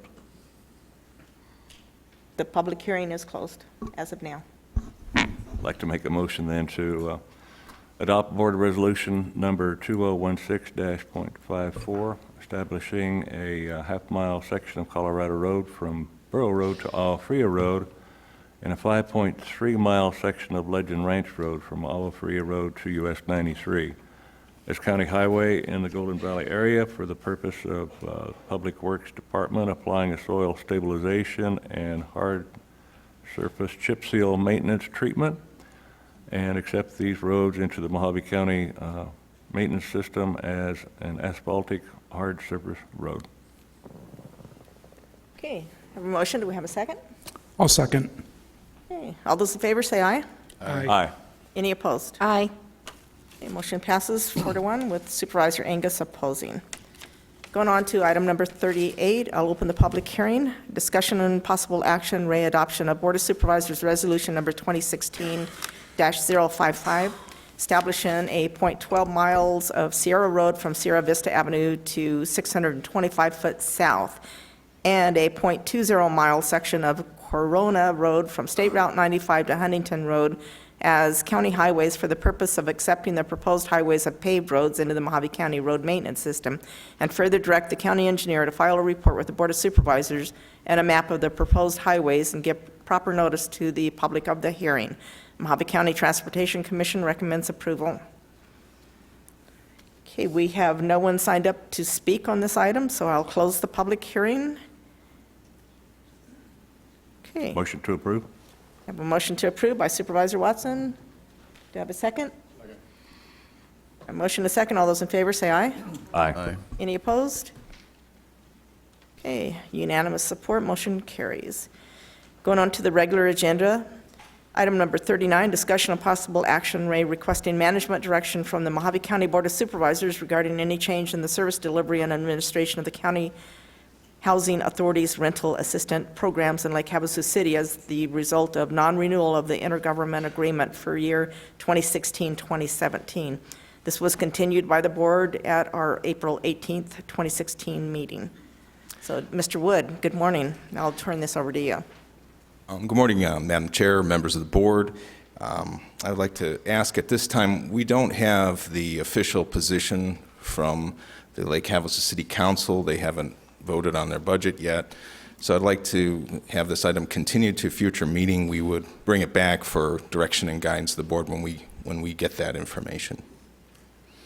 Okay. Motion to continue? Second. Okay, we have a motion and a second. All those in favor say aye. Aye. Any opposed? Okay, 5-0, motion passes.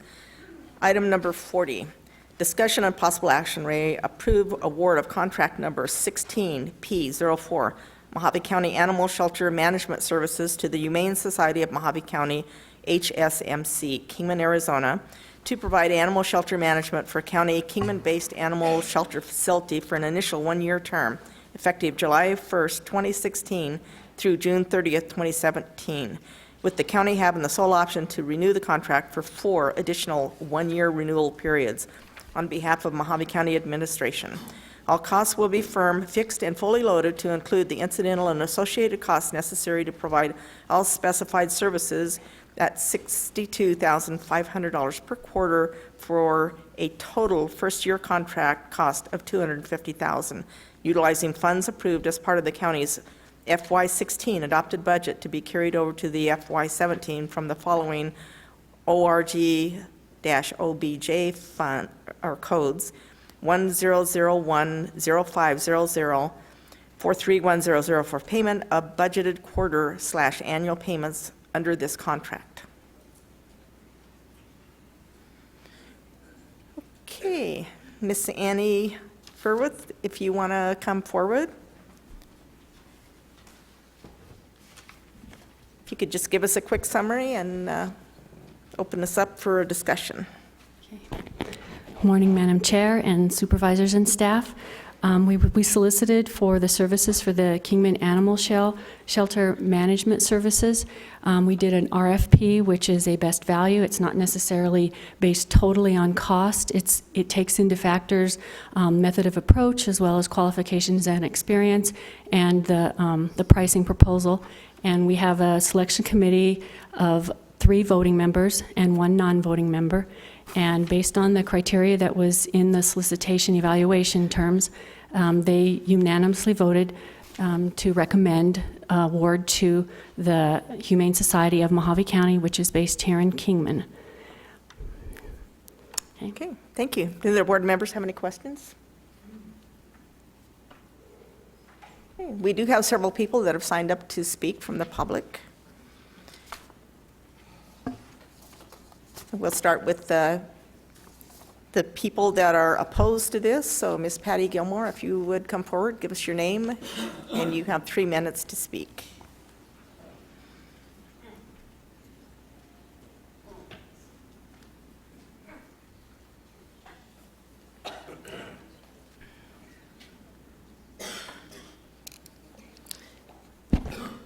Patty Gilmore, 1970 Palmer Drive, Lake Havasu City, Arizona. Thank you for allowing me to speak this morning, supervisors. Last year I stood in this same spot with many of the same people present. Was once again fighting for the Mojave County shelter. It was very different that time, but as I say, all the same characters were here. These exact same characters made statements, very positive statements about WAS. They shared with the Board of Supervisors the great job we were doing, the improvements that had been made because of new policies and procedures upper management had put into place. I believe some of those who spoke on that day were even from low-cost pay neuter. They shared how our upper management supported everything that our shelter manager was doing, and she also confirmed this in a statement she made to you all in March. Even though at that time she was in negotiations with low-cost pay neuter to obtain the city contract. I'm still trying to get my head around how one day it's stated our live release rates are higher than they've ever been. The facility has vastly improved. We're doing such a great job, especially during the last 2 years because of upper and middle management changes, and then we're slammed by the same people for being awful. If that is the case, why are you hiring my same manager, who I guess did such an awful job? The Western Arizona Humane Society holds its head up high today. We know we've made a huge difference in Mojave County for the Mojave County animals and the citizens. We're saddened that there has been some extremely underhanded negotiations going on, untruths being told, and slanderous accusations being made on our staff. We have not and never will respond with the same vile remarks. We have a job to do. We don't have the time for such behavior. When people state that we have performed inadequately, and yet they say they have worked with us closely, all the way from our supposed vet, who states she worked with us for years, she was paid well for everything she did, our shelter manager, who also was with us for 2 years, who was praised constantly for her job performance by management and the board of directors, then surely you're talking about yourselves for doing an inadequate job. No, actually, Was has done a good job, not a bad job. We are proud of our accomplishments, proud of our staff, and very proud of our organization for what it has achieved over the last 40 years. I wish low-cost spay-neuter vet clinic the best for the future. I cannot call you yet the Humane Society of Mojave County. There's only been one Humane Society that is active in Mojave County since 1978, the Western Arizona Humane Society. Thank you, Supervisors, for allowing me this opportunity to speak. Thank you. And Mr. Sam Scarmano, you'll be next.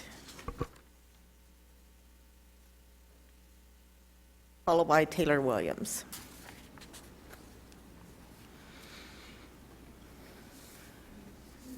Just a reminder to give us your name and address for the record. Certainly. Sam Scamardo, 3551 Amberwood, Lake Havasu City, Arizona, 86404. Do you need a spelling of the last name? No. Scarmardo. I got it. I come to you today speaking, Madam Chairman and members of the board, I come to you today speaking as a private citizen, taxpayer, and voter, not as a member of the board or an officer of Western Arizona Humane Society. Patty, and I'm assuming you all got the letter from Dr. Wright. That pretty much covers everything that I have to say except 2 issues. And you know, the thing that really rubbed me the wrong way was this top secret evaluating committee where nobody's allowed to know what their qualifications, certifications, and ability were to give us, with 38 years experience and a 98% live release ratio, such a poor rating, and to give Humane Society of Mojave County, which weeks ago didn't exist, such a high rating. You know, to me, as a taxpayer and a voter and a particularly involved citizen in Mojave County, I'm just curious as to who did this secret board consist of? You know, that's entirely up to you, but due to transparency and honesty involved with this entire transaction, I think it behooves the 5 of you to let that be known. I have one more thing too, and due to the close, this is just my opinion again as a private citizen, a voter, and a taxpayer in Mojave County, that I think due to the close familial relationship of Chairman Bishop and the new shelter manager at the so-called Mojave County Humane Society of Mojave County, that Chairman Bishop should recuse herself and declare conflict on this vote. Thank you. What kind of relationship was that? What kind of relationship did you say? Familial, family relationship. Thank you. Okay, you're welcome. I have a question. May I ask? Not of Mr. Scamardo, but of Annie. You say that it was top secret. It's not secret. Who was on the committee? Can I go? Yeah, you can go. Well, she's got to tell you to go. Madam Chair, Supervisor Angus, typically we do not release the names of our evaluation committee. You know, it's just been our standard in the past. Really? So, so when a proposal is given, and do they make sure that the information is correct? I mean, do they have the qualification? I don't know why I didn't realize this, but I didn't until now, and now it just makes me even a little more upset. I mean, it's not secret. I didn't think we should have opened up the bidding again after giving it to somebody. I think it's a horrible precedent, and I think we were going to see the ramifications of that decision for years to come. But since we did it, I think it would have been best if we did it in a very transparent way, because it does look bad. It does. It came out of Kingman. It's all Kingman people, about a area of work that if you don't know it, how could you be making decisions on it? Well, the evaluation committees were from certain departments within the county that will be interacting with the shelter through the management of it. We did have somebody from Public Works who maintained the building because it is a county-owned building that we will be bringing a lease back to the supervisors to vote on at a later date. And also from Public Works because they were charged with the kennel ordinance and making sure that they keep this up to par according to that ordinance. And then we also had a member from our sheriff's office because they still handle some of the statutory obligations of animal control. And then we also had a non-voting member that sat in from the City of Kingman's Animal Control Division. And we just typically have asked that those names, the specific names of these individuals not be released because it's all subjective. It's based on the evaluation criteria that each of the interested offers respond to in kind and provide what their method of approach is based on the stated criteria as well as their qualifications and experience. We've already vetted both the Humane Societies. The Humane Society of Mojave County is newly founded. And we do have copies of their Corporation Commission records. So what kind of weight do you put on that? So you have a Humane Society that's been in business and has worked and has a record, and then you have one who's never been in business. So what's the weight on that? Well, the weight was based on their experience and qualifications. The founder of the Humane Society of Mojave County does have shelter management experience, and they were weighting it on those type of qualifications.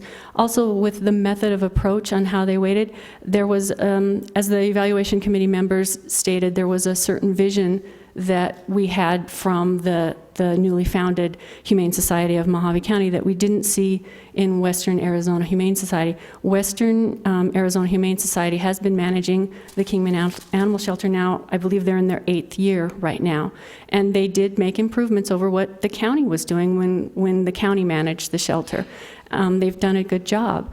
But it doesn't necessarily mean that somebody else can't bring on improvements, and based on the method of approach and the qualifications and experience of the newly founded Humane Society of Mojave County, they were bringing in innovative ideas. They were going to start an internship program from some of the veterinarian schools across the country to bring somebody in, and hopefully they would like Kingman and may stay and relocate here. Okay. So you're bringing professionals. We have something to say about the internship program at a later thing. It's just, I know we can't give out these names, but were all of these people from Kingman? Yes. That were on this committee? Yes. Thank you. Okay, I think I need to address Mr. Scarmano's comment. My husband's, Dan Bishop, his sister is Danielle Stevens. Danielle's daughter, Marilee, was married to Richard Hamilton 15 years ago when she died. That was in 2001. About 5 years later, Richard married Mary Hamilton. According to Arizona Revised Statute 38502, which I will read to you, family, a relative means the spouse, child's child, parent, grandparent, brother, or sister, or the whole or half blood and their spouse, and the parent, brother, sister, child of a spouse. Nowhere in here does it say anything about a relationship this distant being family. So I just wanted to clear that up. Thank you, Mr. Scarmano. So our next speaker will be Taylor Williams.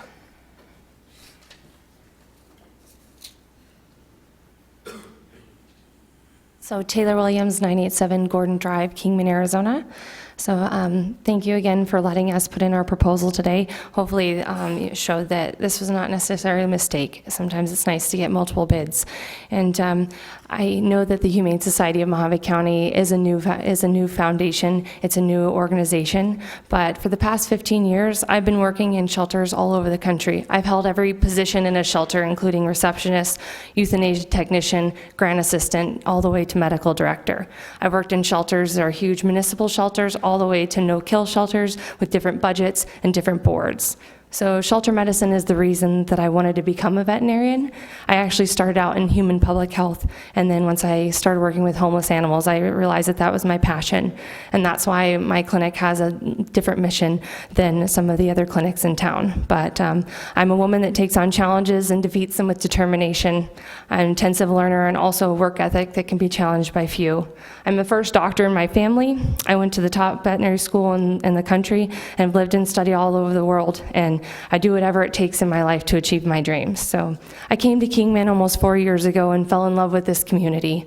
I chose to live here, to work here, not in Flagstaff, because I wanted to be a permanent part of this community. And I saw the potential that Kingman Shelter had and wanted to make change. Over the last 6 years, I've worked with almost every rescue in northern Arizona, have a relationship with all surrounding animal control agencies, and have studied the disease patterns and tribulations of the shelter here in Kingman. HSMC has an amazing vision for the Kingman Shelter that stems from creating a happy, healthy, adoptable pet.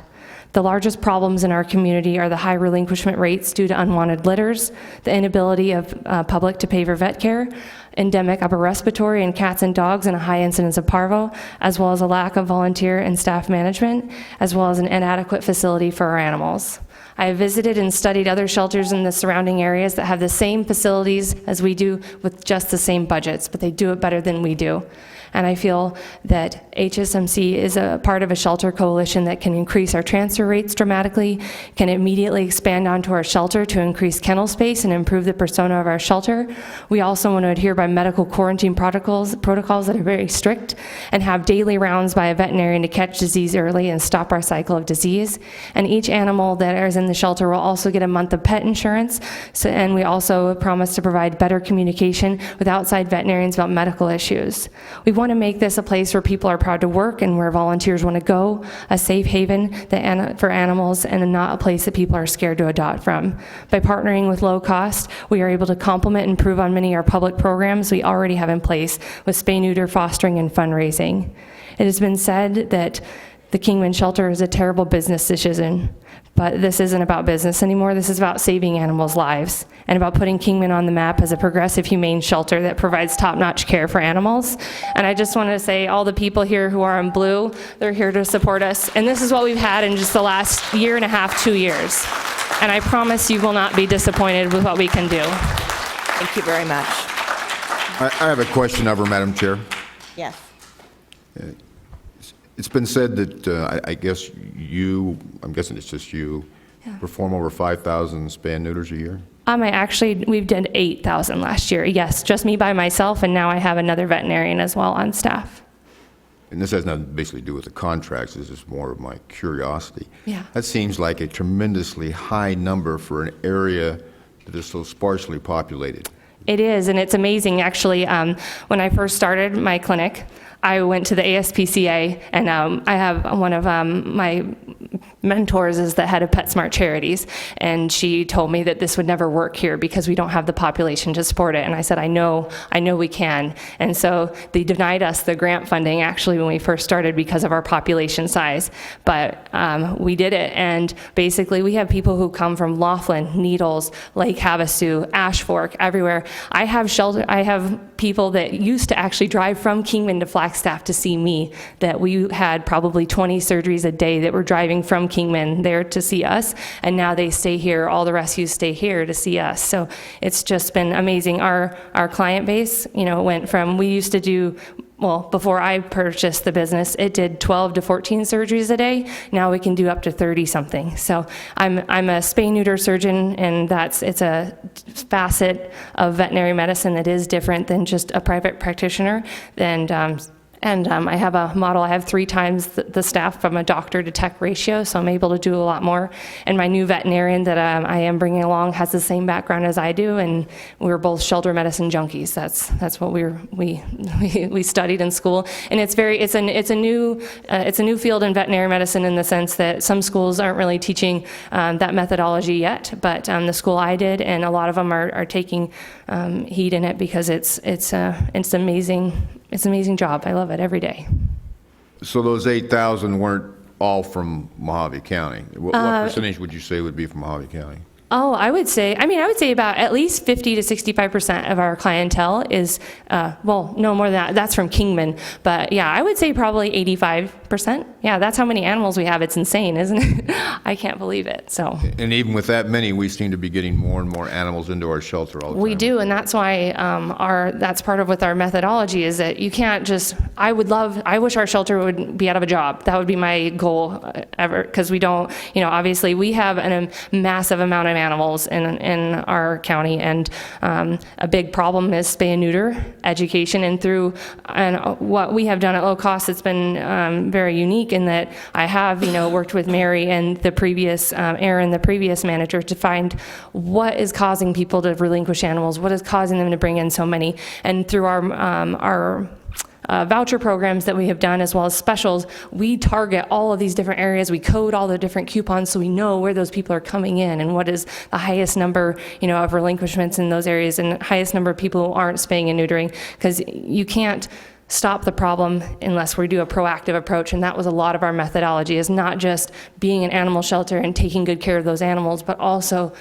starting to get in grant funding. I already have $4,000 in grant money that's waiting for me if I get this. So we are, we have people who want to help us. They know that our county is in trouble. We are known on the map of Alley Cat Allies to have one of the highest feral cat populations. We euthanize, I know in Bullhead, I was just there at their shelter. I work with them very closely. They euthanize 50 cats just a month of feral cats.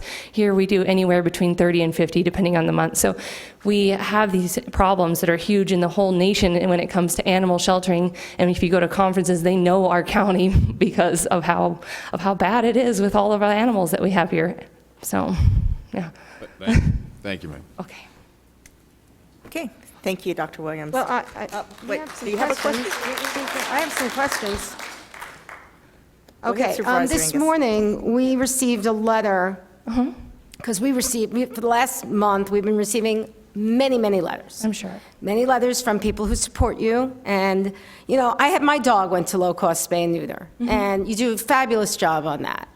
But I believe this is a whole other. Oh, I agree. This is a whole other thing, okay? So we'll put that aside. Okay. So the letter I got this morning was very concerning to me, and it was from Dr. Wright, okay?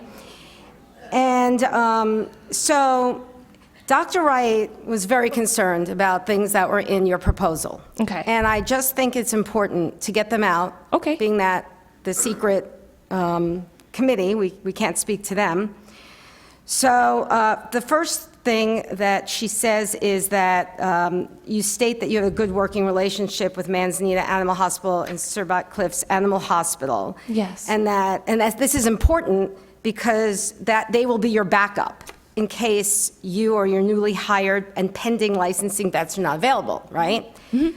But she is saying that that's not true, that she has spoken to Manzanita and some of the other doctors, the other hospitals, and that they've never spoken to you, and that they are not willing to be the backup. And that is a big problem, I think, for a new organization like yourself, and then ultimately for the animals. Well, a lot of it I do appreciate, and I mean, everyone has a right to say what they say, but a lot of it is he said, she said. And so, Well, are you saying, I want you on the, are you saying that these doctors are going to support you? That, yes, with Surbat, Dr. Patterson even is involved with our events. We have events with TNR events. I also have Dr. Cartwright in Bullhead that's even on our board. Then let's see here. So Manzanita and Surbat, we send clients back a lot. I have a good relationship with them. But I mean, one relationship is one thing, but you have an agreement with them that they will back you up. Yes, I have an agreement with Surbat, yes. And so, Yes, with Surbat, especially because I call them when I have problems, if I needed something, you know, or if you run out of something, But that's different. You're for low-cost spay and neuter. You know, Oh, we're yes. not talking No, about I know. that. I'm We're saying talking that- about the new humane society that you're putting together. Yes. And I don't mean to be rude, but this is a big thing. No, I understand, and what I wanted... Organization, and the things that you stated in your proposal, I just want to make sure that they are what you said they are. Yes, yes.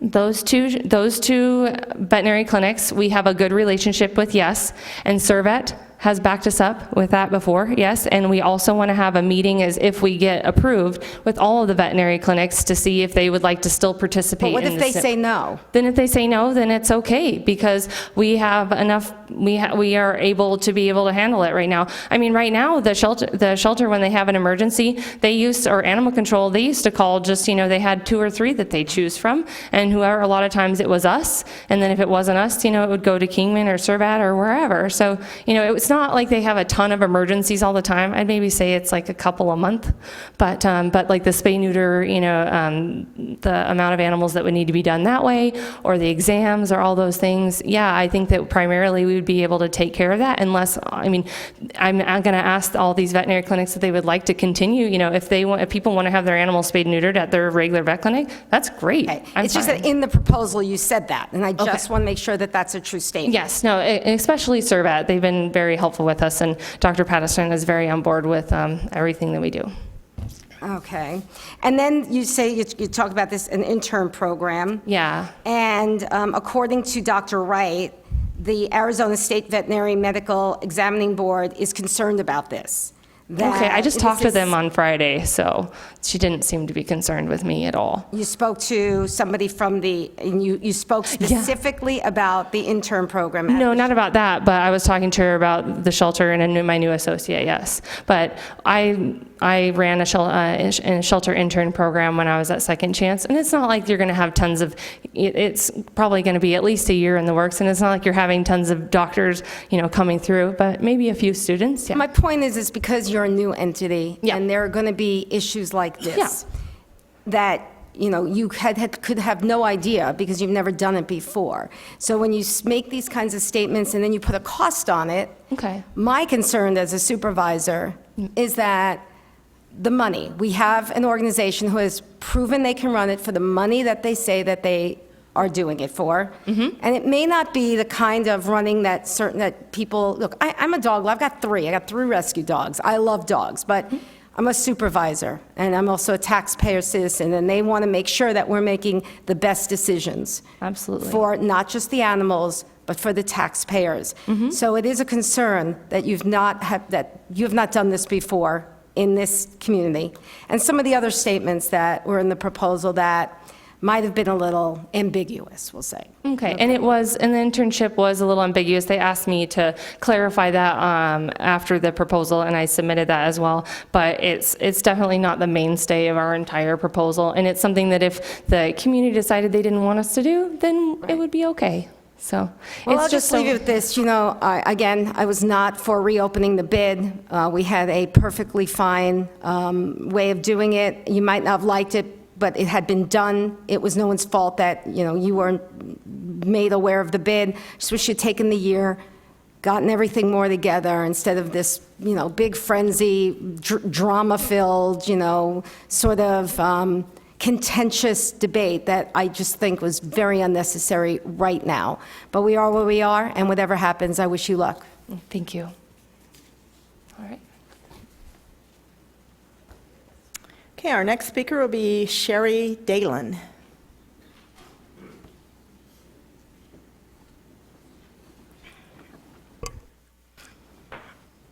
Can you give us your name and your address for the record? I'm Cherie Lynn. My address is 8115 West Oatman Road, 86413 Golden Valley. I am the founder and a director of For the Love of Paws Animal Rescue. We've been in business for 12 years.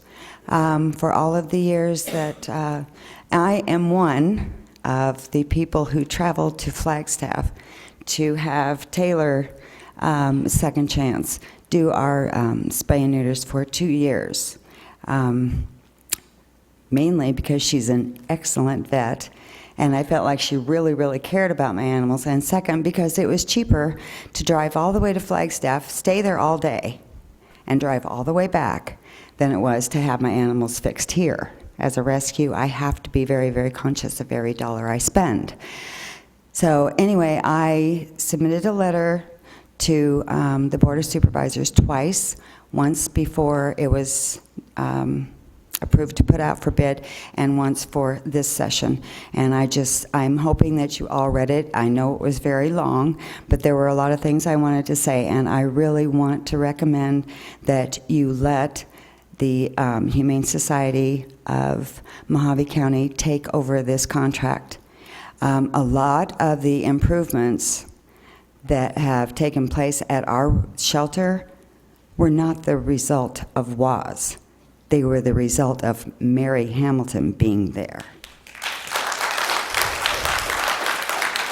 And I have worked with that shelter a lot. We have pulled many, many, many animals out of there. And I'm not taking anything away from WAS. I'm not. They have done okay for the time that they've been there, but it's time for a change. And I want to reiterate, they did nothing to make those improvements. Mary made those improvements. She and her dedicated staff and all of the volunteers that came on board because of her. And the same thing will go on. We're going to have a lot more volunteers. And this is the city of Kingman, okay? This is my tax dollar. This is my shelter. And this is every resident in Kingman's shelter. We should not be being told what to do and how to run our shelter by someone 60 miles away. And that's all I have to say. Thank you very much for letting me speak. Thank you. Our next speaker is Lori Kelsey, followed by Mary Miner, and then Lottie Venker.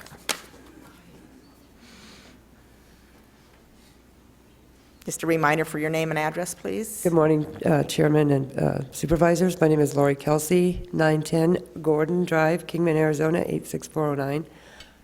I'm here because I am concerned about the animals, and I think that maybe somebody should go down to the animal control here and check out a Conex, a big container that's on the premises that is locked, that there's been a lot of supplies and stuff that have been put in there, their cages and the containers and things like that that they need to continue using for the shelter. But they've decided to come there and take the best of everything and put it in a container that's sitting there so that when they lose the bid, if they do, they can just hook up to that container and take it. Okay, so, and I know this for a fact.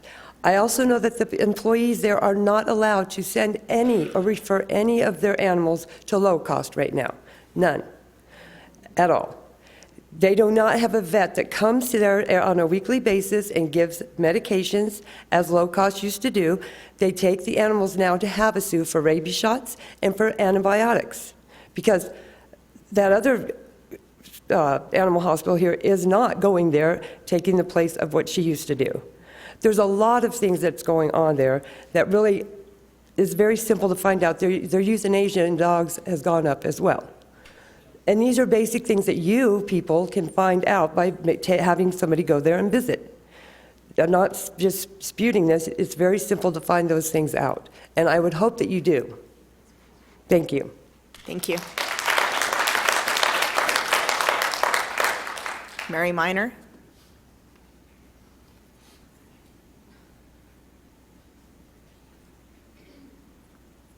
Name and address, please. Yes, I'm Mary Miner, 3207 East Carver Avenue, Kingman, Arizona. And I would like to reiterate what Cherie said. I fully support the transitioning to this new Humane Society. And I know that Mary Hamilton made a huge difference once she took over there. And I think it's interesting that there's such animosity toward giving somebody else a chance to see what they can do. You know, if we constantly do things the same way and don't try new approaches, then how do we know that maybe something else might work better? You know, you have to give it a chance. And as far as reopening the bid, if people were not made aware that the bid process was open, how would they know that they could make a bid? And I'd like to, I understand that Buster Johnson was the deciding vote in allowing the bid to be reopened, so I would like to applaud him on that. So anyhow, you know, I find it disconcerting that there's this sort of attitude in some of the, you know, statements that were made. There's no need for an attitude in this. There's a need to do what's best for the shelter and the animals. Thank you very much. Ms. Lottie Benker? I have a feeling I mispronounced your last name, so please correct me when you get to the podium.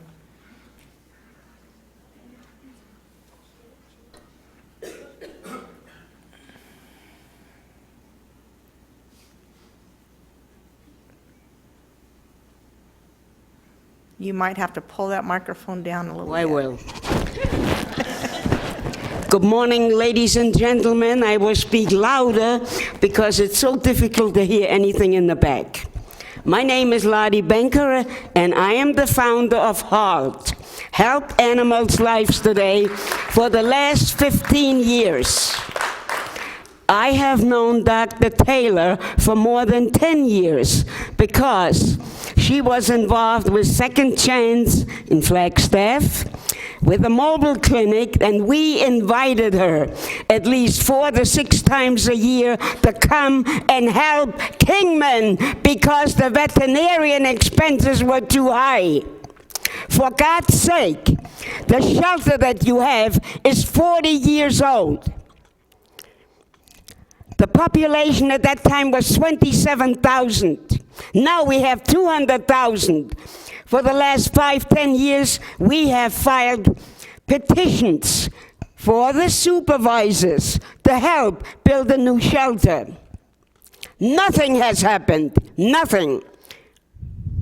You hired a consulting firm from Texas and paid $75,000 that told you exactly what we told you. We need a new shelter. All I'm saying that Dr. Taylor is an excellent, superb person. And for God's sake, give somebody a chance that might bring a little more compassion to Mojave County.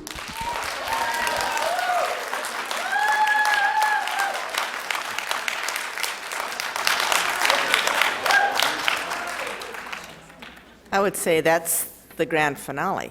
Thank you very much. Okay, are there any other questions, any comments before I call for the vote? I have some comments, Madam Chair. Supervisor Moss. I'm going to go through several issues that I have, some of them which have been touched upon briefly by Supervisor Angus. My first concern is that we as a board voted to give this contract to WAS months ago, and WAS's board voted to accept that. So the reason I opposed doing what we're doing now is because Mojave County, in my opinion, has broken its promise. I think we're still in the process of breaking our promise. And we're doing it because somebody in the county government, not the Board of Supervisors, said that they would give Dr. Taylor notice. And we've never, ever done that before. The only notice we're supposed to give, from my understanding, is the agenda that we publish.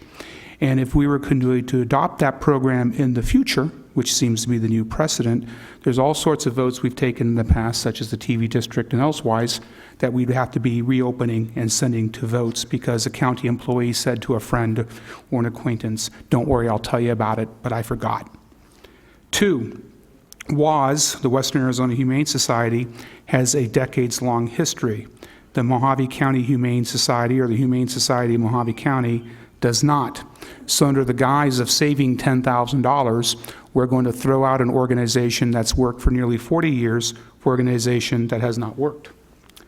3, our support for delivering this contract to the Humane Society, or the organization that calls itself the Humane Society of Mojave County, is this process that was conducted by secret evaluators. I hate to say this, but I thought Mojave County was about transparency. And if someone's providing me recommendations based upon their evaluation, I need to know who those people are so I can evaluate them and how much weight I should give to that evaluation. 4, and this has to do with the actual contract. First, I'm going to say Dr. Williams seems like a very enthusiastic, concerned veterinarian. She seems like she loves the animals, as do her supporters and volunteers. As Supervisor Angus pointed out, I think there's everyone on this Board of Supervisors who, every single one of us wants to make sure that the animals are provided for as well as we can with the budget that we have available. But that means we have to make sensible decisions. The Humane Society of Mojave County, by its own paperwork, came into existence in 2015. It became a corporation in March of 2016. It is still not listed as a nonprofit entitled for tax exemptions. So, and I cannot find it on the Humane Society's website, the Humane Society of Arizona or the Humane Society of the United States. It just doesn't seem to exist. So, we have essentially, we're going to give this bid to an entity, the Humane Society of Mojave County, which claims to be a humane society, has a corporate name of a humane society, but for as best I can tell from online records, is not a nonprofit which is entitled to federal tax exemptions and is not recognized as a humane society by the umbrella networks. Secondly, we are going to give this contract to a humane society or an organization which within its own paperwork doesn't have vehicles. They hope to have vehicles, and they have pledges of promises that if they get this contract, they'll receive donations. We'll talk as cheap. Where's the vehicle? What happens if those vehicles do not arrive? Are they then going to come to us and say we can't provide the services and we've already thrown WAS under the bus? 3, I've already discussed and briefly touched upon the history of work. WAS has a track record we can evaluate. The Humane Society of Mojave County does not. Thirdly, next, this is what has caused me concern. This is the Mojave County Animal Shelter. It is not the Kingman Animal Shelter. And I see that there is people out there who have a trouble making distinguishing between the two. And because we're here to provide services to all of Mojave County, something that WAS does and has, we need to make sure that this stays its focus as a Mojave County animal shelter. And for that reason, I'll be voting against the Humane Society of Mojave County, and I'll be voting for WAS. Okay. Any other comments from the supervisors? Supervisor Johnson? Is everybody done, Madam Chair? I don't know. But you're up. Well, I mean, I'll wait till everybody else is done. I'm pretty much. Okay. Are there any other comments, Supervisor Watson? No, go ahead. Supervisor Angus? I have none, so the floor is yours, Supervisor Johnson. Thank you, Madam Chair. And I want to take time to thank our staff who sat on the evaluation committee for their thoroughness. We have one organization that came in at a particularly tough time, has helped the county and served the animals. It has not been without its ups and downs. Their proposal looks to keep everything status quo. The new organization, besides claiming to keep the status quo, looks to expand service by bringing in graduate students, not only to train and help the animals, but bring in additional money as well. They also can bring in additional federal dollars with grants because of their high number of spay and neuter they perform each year.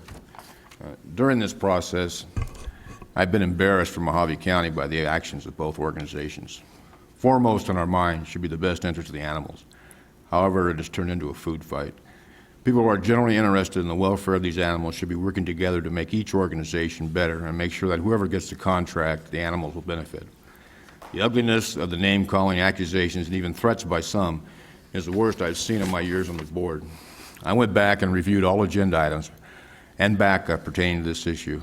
Motion was made and seconded to approve an item 39 in February and approved by the board. Now, as there was no contract, nor a formal motion made to extend the contract, with the current provider, the motion was not in proper form. The clerk realized this and also sought advice on how to proceed. With no real direction given, it was decided by staff, not the board, that the contract would be extended. It was also stated during the discussion by county staff that the contract had been advertised, and the only other group with interest would not bid against the current contract holders. It was then brought back to the board with information that it had not been put out to bid. I believe we had misinformation, and this is the information we acted upon. Numerous missteps have dragged out a simple contract negotiation and caused many of the problems we're having today.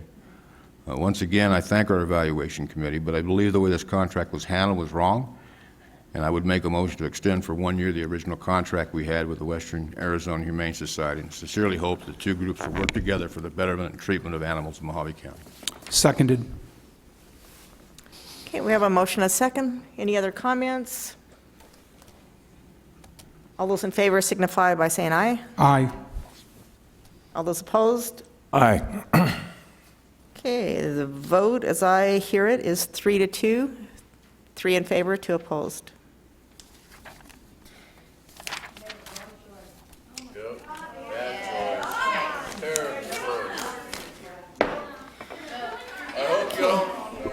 Going on to item number 42. We'll have order. Good luck on re-election, everybody.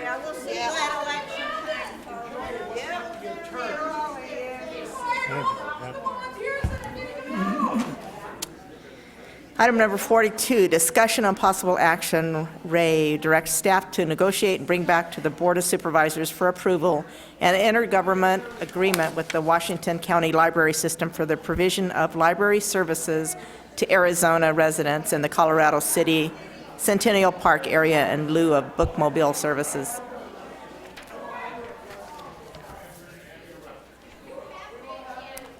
Okay, Supervisor Watson, the floor is yours. Thank you, Chairman Bishop. We bring this to you for consideration to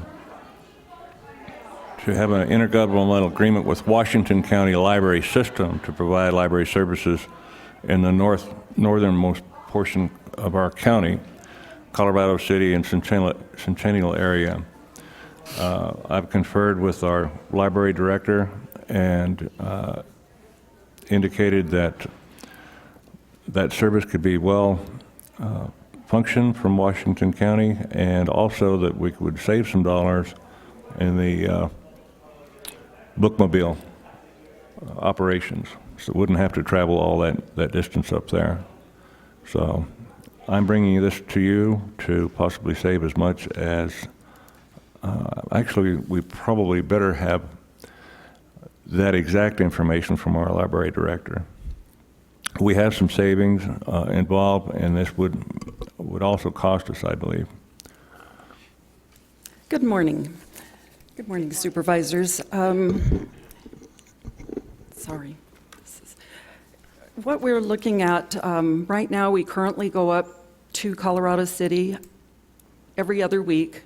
We spend 3 hours there. This is a part of our trip that we take up where we go to White Hills, Scenic, Beaver Dam, and then we head up to Colorado City.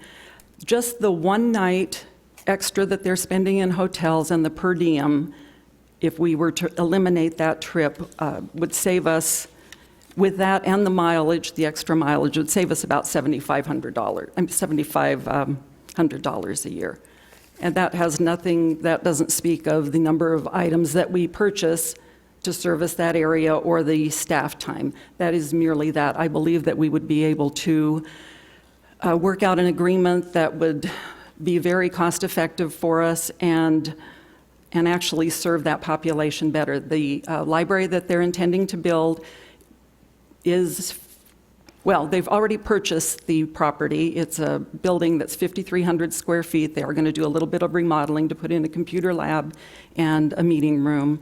And they do intend to be open upwards of 40 hours a week, which is much more than the 3 hours every 2 weeks that we spend up there. Okay, thank you. Do any of the supervisors have any questions? I have questions of her, Madam Chair. All right, Supervisor Johnson. you claim you're saving $7,500. What are we asked to be paid in the contract with?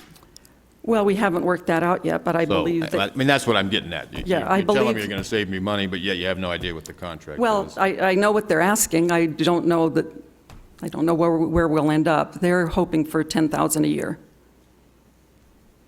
So that's not quite saving us the money then. Well, again, what I was indicating is just the trip, not the amount of materials that we buy and not the staff time. So when you factor those in, that will come out to probably more than $10,000.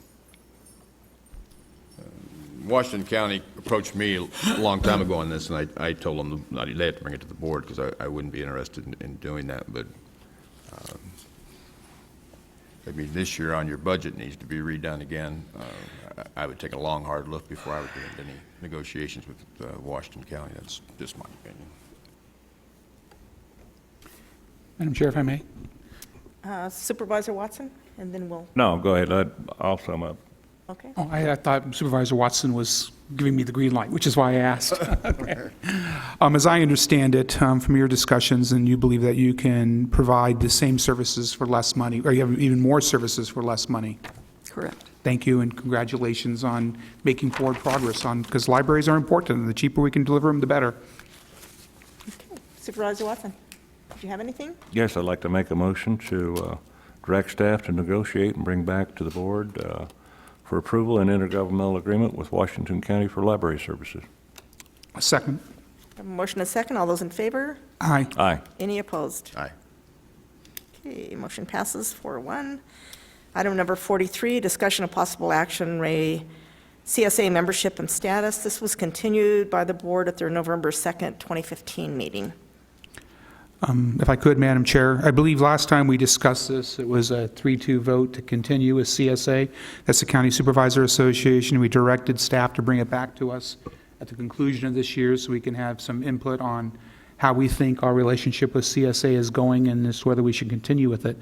And that's all I have. I'd like to hear from the other supervisors as to what they think we should be going forward in the future. Okay. Anyone want to speak? Supervisor Johnson? Sure, I'll jump in. Since that meeting, and I guess the vote, I can't say that this is a true fact or not, but any questions I send to CSA are not answered anymore. Really? It's not over yet. I was actually planning on going to the meeting this Thursday, looking at the results of this still sort of digesting what happened this legislative session and see really what they were successful on. I haven't done that analysis myself yet.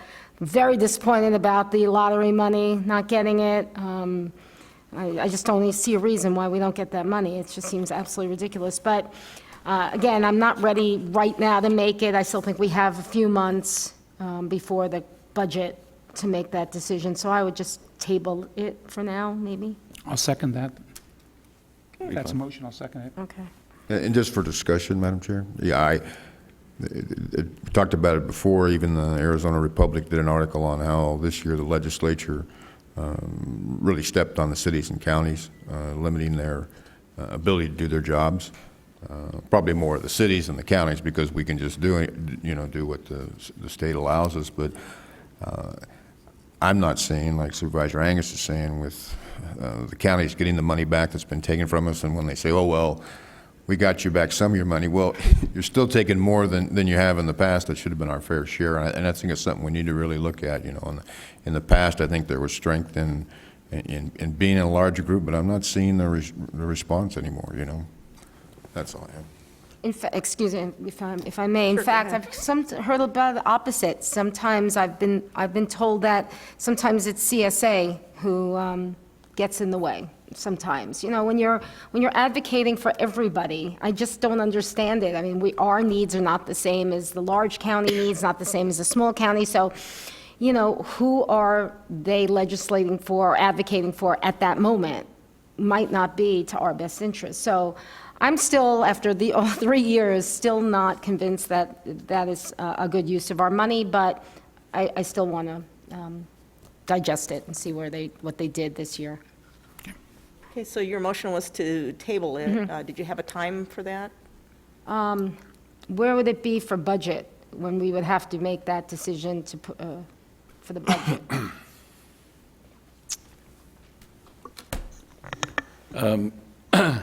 Madam Chairman, Supervisor Angus, I would think that it would need to be agendized before July 1 is what we had asked, so that we would, so you do have some time. Okay, 60 days? 30, wait, we're what, May? The second meeting in June. Second meeting in June, yeah. I'll second that amended motion. Okay, we have an amended motion and a second to the amended motion. All those in favor say aye. Aye. Any opposed? Okay, 5-0, and it passes. Going on to the last item on the agenda, discussion of possible action, re-adoption of Board of Supervisors Resolution 2016-063, supporting the passage of H.R. 4313, the Historical Route Preservation Act.